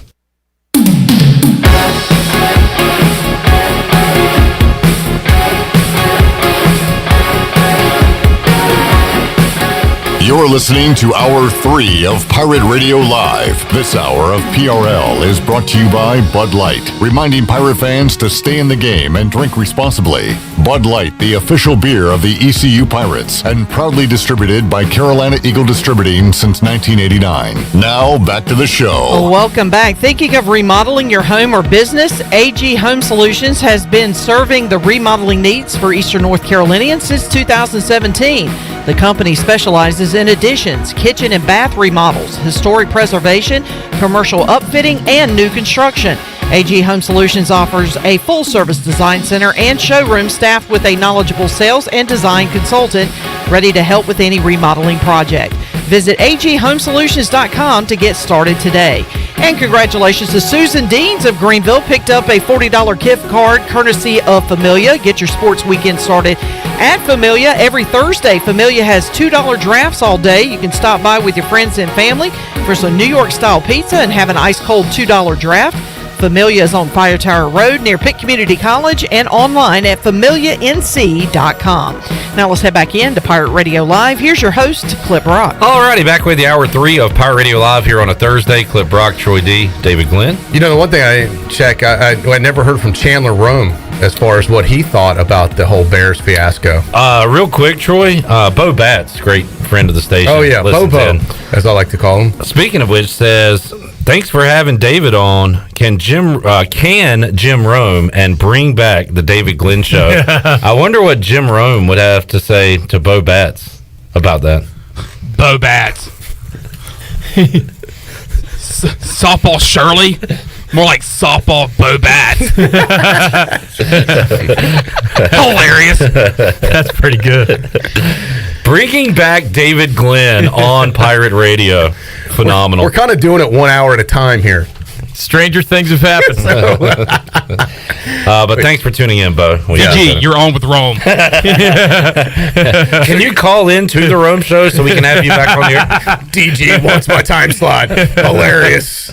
I am a clone. I'm a huge Rome fan, so I want to find a way to get DG and Rome on together on Pirate Radio. I'll move time slots, whatever you guys say. There we go. How about 10 to noon? Hey, maybe. That'd be a good fit. Yeah. Be a good fit. All right. We'll talk off the air. All right. Deal. So thanks, Bo, for tuning in and for your input. All right, back here inside the Pirate Radio studios, Troy D still has a blank bracket. Yeah, no, speaking of big guests, monitoring that. I wanted to mention the new chancellor. Speaking of programming, coming up at 6 o'clock. If you listen to our live edition, we will have this at 6 o'clock. The brand new chancellor. We yesterday we interviewed him for, I think about 40 minutes, commercial free. We put that on all of our podcasting platforms, which is Apple Podcast page for Pirate Radio, also on our YouTube page. If you search Pirate Radio TV on YouTube, subscribe there, you can watch it. So that's been out. It was great. We really appreciate the chancellor giving us his first in-studio interview. Nice. Since he became chancellor, that was a great honor, and we appreciate that. Covered a lot of ground, and Clip, I think you had one of the cuts ready to go if you want to set this one up. Yeah, this is Troy and the new chancellor talking about his vision for ECU coming into the job, and here's part of that conversation. Has it sunk in that I'm the chancellor of East Carolina University? Finally, now that I'm sitting in the Pirate Radio studios, this is the place where it all begins, right? It does sink in. We appreciate that, but it does make it feel a little more real, I guess. No, it definitely does. When you're doing the media availability, when you're sitting in front of your senior leadership team for the first time, when you're meeting with your board of trustees and really trying to begin to help shape their vision and my vision for the institution, it comes front and center rather quickly. Let's talk about that vision. What is the vision for East Carolina University now under your leadership? Yeah, well, first of all, I've been saying to folks pretty clearly, and I want it to be crystal clear, that I don't come in with all the answers.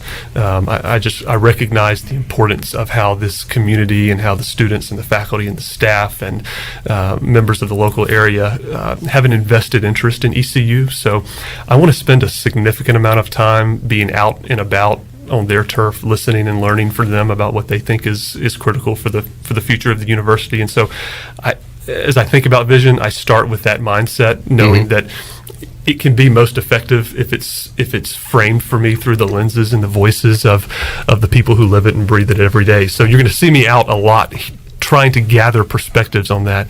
But from a vision standpoint, I think about vision and priorities in two ways. One is at a very high, broad leadership philosophy level, and on that front, my goal is to begin to pick up where Ron Mitchelson left off, of mobilizing the ECU community and the broader Eastern North Carolina community around a set of shared goals, unity as we move our mission forward. And there's three quick things I'll mention that are big picture vision oriented. One, we have to be a mission aligned institution. If we're not mission focused, if we're not mission aligned, we can't take that next step of continuing to make the impact that we need to make. Number two, I think especially in the COVID time, we have to be future focused. We have to be looking around corners to make sure we're staying on the cutting edge of higher education. And three, you can't be on the cutting edge of higher education unless you're exploring and executing on some of the most innovative practices in the field. And I think that's where I bring some value to the table, having sat at that table all around the country. There is the new chancellor at East Carolina University, Philip Rogers, his one-on-one with Troy D. You can hear it in its entirety at 6 o'clock. Yeah, I walked away from that clip and just really impressed with him. And I got to tell you, and listen, he's saying and doing all the right things right now. But that's a start, because we've had chancellors here before that say and do the wrong things at the beginning. So I just have a great feeling about this guy. I think he could be a huge asset for this university and this region. I really think he's in it for the right reasons. And once again, I'm judging from a couple chancellors ago, a guy that was in it for the wrong reasons. It was all about himself. It wasn't about the region. It wasn't about the university. I think Philip Rogers is the exact opposite of a Cecil Staten. And I think that is what this university needs. I think this is what the community needs. And I could not be more excited about having a guy like this that truly is genuine and has East Carolina as his dream job, and also has a skill set to be able to help solve the many problems that this university has or will have going forward. David, he's the guy, too, that makes you look in the mirror and say, what am I doing with my life? 37 years old, chancellor at East Carolina. Yes. Yeah. Wow. How about that? Well, technically 38, he said he had just turned 38, I believe, a couple days earlier. Okay, never mind. He's an old man. 38 years old. Just one fact check. That is, that's wow. incredible. He's on the fast track. Troy had a great comparison for an ECU perspective. Lincoln Riley. He's the Lincoln Riley of chancellors. Guys that are mature beyond their years. I said Troy and I, and Mike could lump David. David's a pretty mature guy, but we'll never see the maturity level of me a and Clip are the opposite. We stay young because we're immature. Yeah. So we act and look much younger than our age, where these guys act and look much older than their age. But looking forward to hearing that, Troy. I've not listened yet, so I got to tell you, it was really enjoyed doing it. I think it was one of the I feel best interviews I've had in a long, long time. And I hope folks, if they can't hear it tonight at 6 o'clock, once again, we have it archived on our podcast platforms. Good stuff. David Glenn joining us inside the Pirate Radio studios. And DG, while we got you here, who will beat Gonzaga, if anybody, in the NCAA tournament?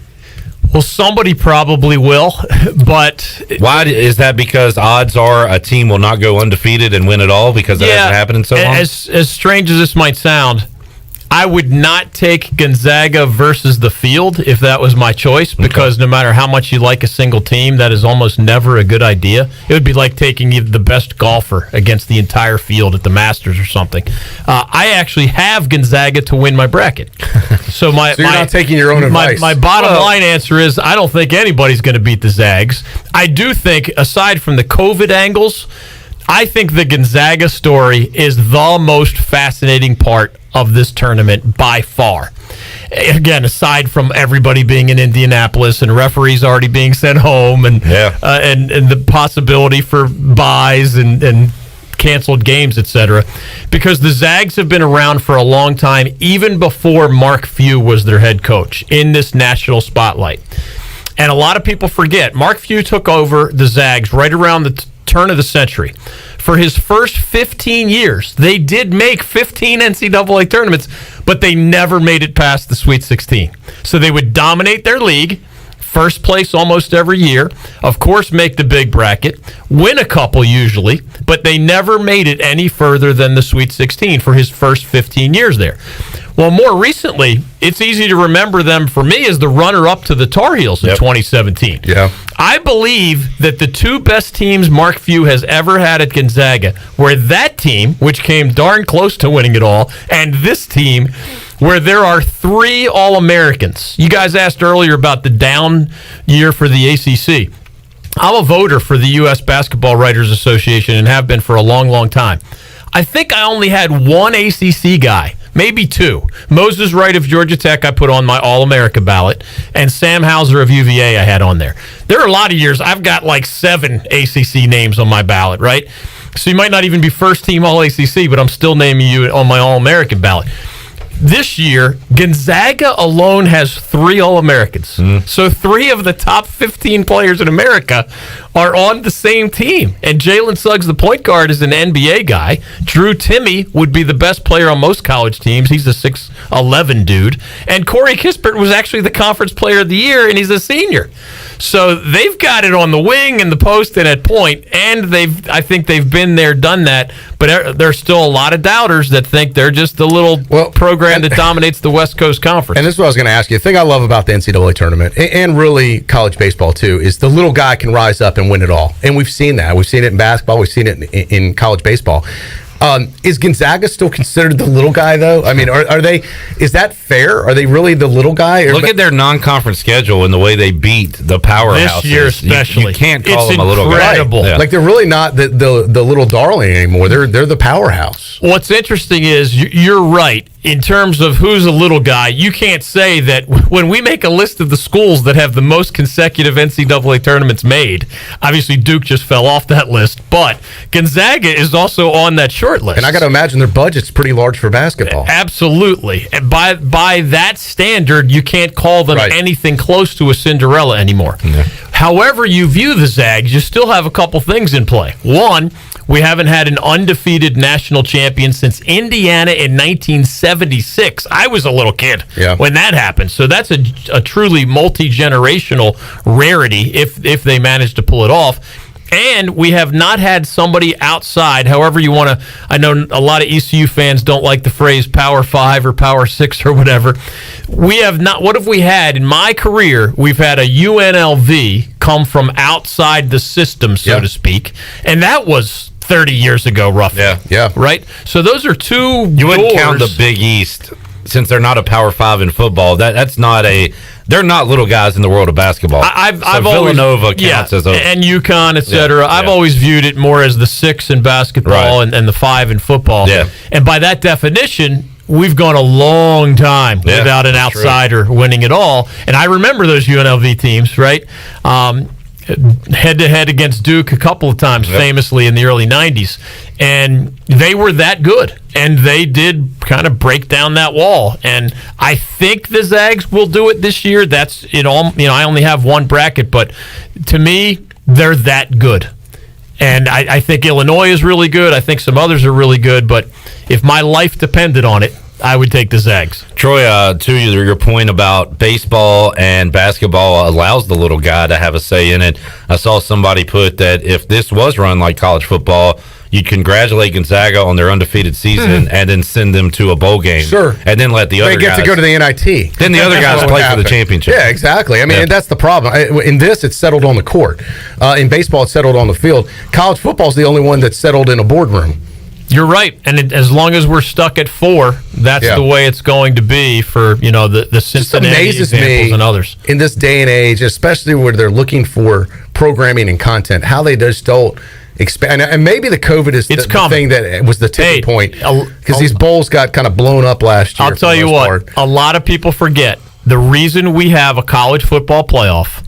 Seriously, people think I'm joking when I say this, was the economic downturn of 2008. And what I mean is university presidents and chancellors who had philosophically said, no way, we're never doing a playoff in Division I or FBS level football. It's too hard and too violent a sport, and we ask too much of these student athletes as it is. Guess what? When endowments shrank, and the American economy went into the tank for a while, those same people who said we'll never budge on that principle got offered such a large bucket of money if they were willing to have a 14 playoff. They said, well, we're willing to reconsider. And we're, of course, in the midst of a different kind of economic decline as we speak. I don't think they're going to mess with the current contract. I think when that expires is the time to go. Let's do the 16. That's about 5 years down the road. I think the contract expires. But in other words, I think we're stuck with the current system for probably 5 more years. I think the next contract will be something bigger, maybe not 16. But I'd be okay with 8 because it would never leave the Gonzaga equivalent in football out. It would not have left an undefeated Cincinnati out if it was an 18 playoff. Hopefully not. It would Depends how they script it. Well, I think the most likely model would save a spot for the most highly ranked non-power 5. So, give you the seat at the little table at least. At least a foot in, I guess, would be a good thing. Better than what we have now, but it's still imperfect for sure. It's crazy to me to think about all those years, the way the college football championship was settled, David, which was everybody kind of plays in a random bowl game, and we'll just pick out who's the best. Yeah. It was voters decide. Yeah, it was crazy to me that was the way forever. And then they came up with the BCS, which at least gave you a championship game. But it seems like they're always giving you something a little better. It just takes about 40 years each time, right? To finally do it. I used to describe it as maybe the most illogical thing left in all of sports. Yeah, and I have that logical lawyer's brain, and I just see other sports sort of shaping their way into what fans want to see or the best competitive way to do it. Theoretically, we're all eligible to win the U.S. Open in golf. If we got everybody is invited. Qualified. If you got your handicap low enough, you could win a local qualifier, make your way in and win. I mean, that's truly what's more American than that, right? That's access. If you're good enough, you can do it. Everybody has access, and in men's basketball, even if you're the worst team in the worst league, you still theoretically have a chance to win that conference tournament. David, you talk about other sports having it figured out. You don't even have to leave the sport of football. They have it figured out. Every other division, from Pee Wee League to the NFL and everything in between, has what?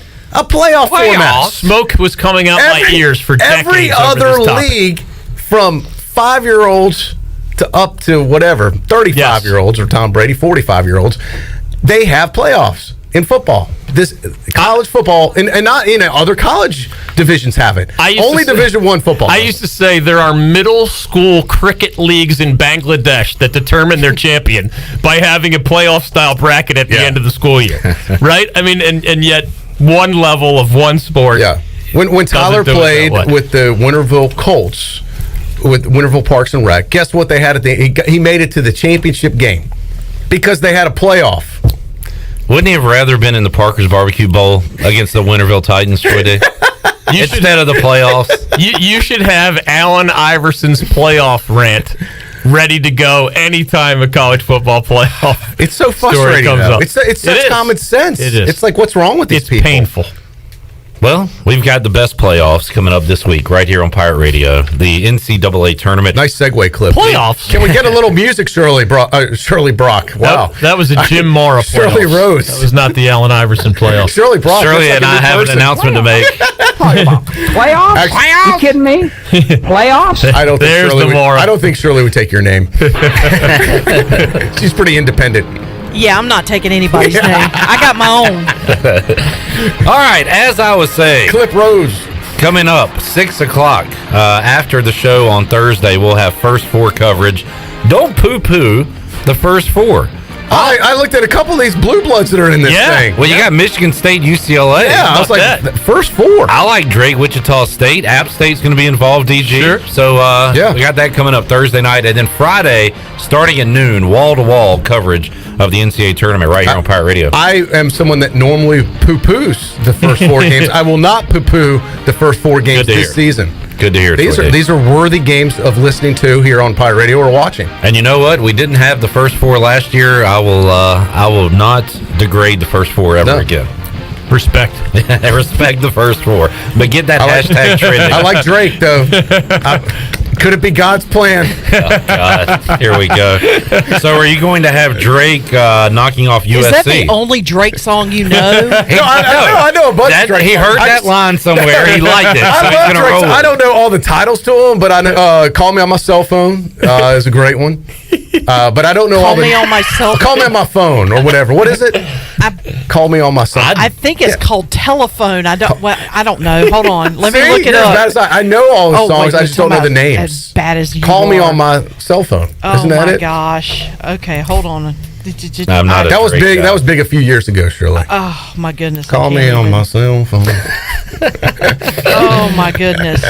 David, do you ever hang out So with you're my entertainment director. I wish my daughter was here because Right. she knows every song by every artist. She's a music major at App State, and she is as knowledgeable about music, and I mean old school, new school, and everything in between. You mean Hotline Bling? Yes, that's it. Yeah. Call me on my cell phone? Yeah, well, that's the lyric. Drake originally was going to call it on my cell phone. That's the lyric that he repeats. That's the hook, as they say in the business, Shirley. My new music knowledge stopped at around probably 2003 or 4 when I was wrapping I up at killed ECU. you on my music knowledge today. That's right. Shirley, child of the 80s, really nailed some music trivia. Respect. That's earlier my today. turf, too. I got a new song. Let me see if I can pull it up that I liked. Shirley, you familiar with Lemonade? Oh, she's on the phone now. Who's that by? Internet Money and Roddy Rich. It's the remix I like of Lemonade. That's a good jam. Is it Roddy Rich, the guy on Price is Right, the announcer? I don't know. I was listening to Roddy during one of my workouts, and there's this great app called what is it, Shazam or whatever? Yeah. That because I'm like, God, that's a good song. What's that called? So I Shazam it all the time, so I can listen to it later. Cool, neat story, Troy D. Thanks. All right, you are hip with the kids. Let's get our last break. Check it out, Lemonade, the remix, Clip Rock on the way home. A Troy D recommendation. After you're done listening to the Chancellor. That would be a great segue, right? A great juxtaposition out there.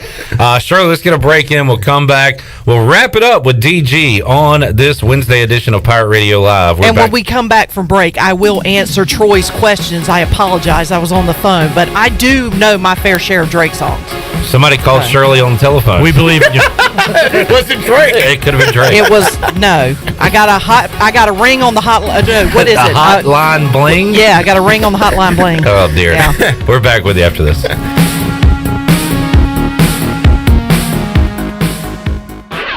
The best place in Greenville to unwind and have fun is AJ McMurphy's. AJ's is open every day with great food and great drink specials. Plus, you can always watch every game from NCAA hoops, Major League Baseball, NASCAR, and more. Looking for something to do? Stop by AJ's for Open Mic Mondays, sports trivia on Wednesdays, music bingo on Thursday, and live music every Friday and Saturday with no cover. AJ McMurphy's, Turnberry Square at Bell's Fork, and on Facebook, Instagram, and Snapchat. In studio today with Dr. Shondell Jones from Kinetic Physical Therapy. Dr. Jones, you guys can help people with any aches or pains. Yep, we sure can. As it's getting warmer, we know more people are outside, wanting to be more active, and we know spring sports are in play as well. And so if you've got a knee or ankle injury, whether it's just a strain or a sprain, we've got specialists there to treat the weekend warrior and the athlete. For more information, visit us online at kptonline.com or call us at 364-2806. Hey, Eastern North Carolina, this is Miles Minges. And this is Landon Minges with Minges Bottling Group. We are proud to announce that Pepsi is once again the official soft drink of the ECU Pirates. That's right, Miles. Our family's purple and gold roots run deep. From founding members of the Pirate Club, alumni, and even a team physician, our support over the last 60 years has never wavered. We are Pirates. We're excited to be back at ECU and are honored to serve our great customers throughout Eastern North Carolina. Not only is this the birthplace of Pepsi-Cola, this is our home. Cheers, Pirate Nation. I like the sound of that. Support local, drink local, stay safe, and drink Pepsi. At US Cellular, we believe everyone deserves 5G. And we're so confident in our network, we're offering 6 months of free service with 5G included, no extra charge. Plus, 5G is included in all our plans. US Cellular. Taxes, fees, and additional terms apply. See store or uscellular.com for details. This is Brandon Tate, owner and operator of Atlantic Wireless, an authorized agent for US Cellular since 1997. Visit atlanticwireless.com to find the store near you. We go beyond the call. University PC Care has been the Pirate Nation's go-to IT expert since 2006. They thank you for your continued support and trust during these trying times. Many services can be done remotely and free pickup and delivery is available. As a Dell business partner and Apple authorized service provider, you can count on University PC Care for all your personal and business tech support needs. To make a remote appointment or to bring in your device for service at their Greenville or New Bern locations, call 558-1280 or go online at universitypccare.com. You've worked hard to start your business and are working even harder to make it successful. That's when it's most important to have a community bank and a local banker in your corner. This is Eric Clark from Select Bank and Trust. Our team of local bankers care about you, our customer, and the communities in which we all live and serve together. As the business and economic conditions of 2020 threw you many curveballs, our team at Select Bank and Trust remains steadfast in being responsive to your ever-changing needs. In 2021, choose Select Bank and Trust. Bank local, bank select, member FDIC. Your power's out. There's a water leak. What do? For these and other utility-related emergencies, you need service, and you want it fast. There are 2 things you can do to get the quickest response if you're a GUC customer. First, you can call the hotline at 1-855-767-2482 and report any utility-related emergency. That number is also on GUC.com. Or second, you can give GUC your phone number. The hotline process is quickest when their account records have your current phone number. Service you can count on. Greenville Utilities. This is Mark Washington with Max Sports Performance at Max Fitness. Our facility has reopened and is following all safety protocols. The best thing you can do to strengthen your immune system is, of course, to work out and exercise on a regular basis. I can assist you as your performance coach. You can also enjoy the benefits of a private facility. Avoid the crowds and work out at Max Fitness. Now is the time to get healthy. Max Fitness, just off Highway 43 in the old Ace Hardware Building behind Speedway in Greenville. Call me, Mark Washington, 902-4877. This is former ECU baseball player and mayor of Greenville, PJ Connolly, and you're listening to Pirate Radio, the voice of Pirate Nation.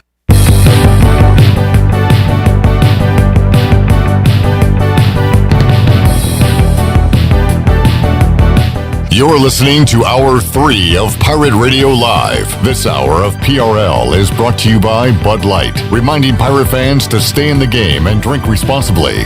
Bud Light, the official beer of the ECU Pirates, and proudly distributed by Carolina Eagle Distributing since 1989. Now, back to the show.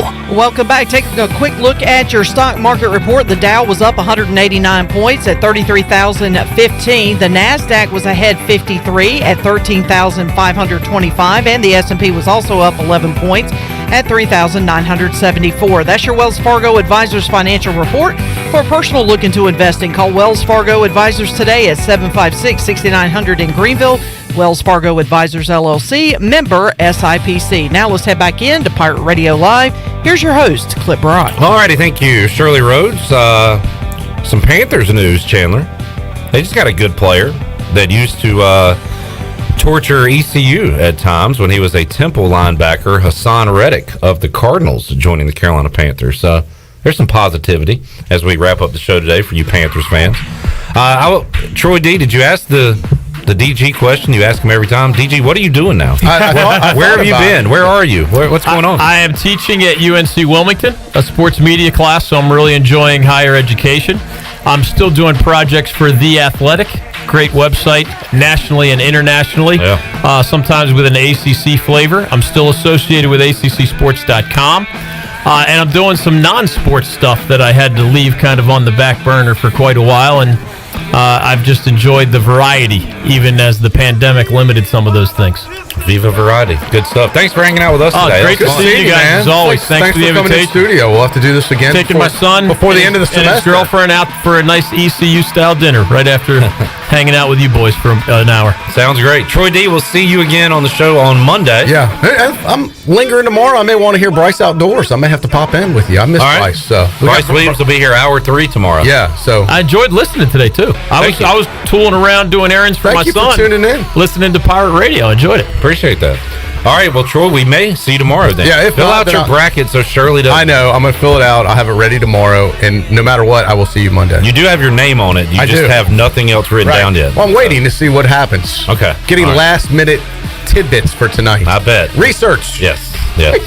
Shirley Rhodes, Chandler Honeycutt. We'll see you Thursday, 3 o'clock on an all-new edition of Pirate Radio Live. So long, everybody. Thanks for listening to Pirate Radio Live, an exclusive presentation of the voice of the Pirate Nation. This is Pirate Radio.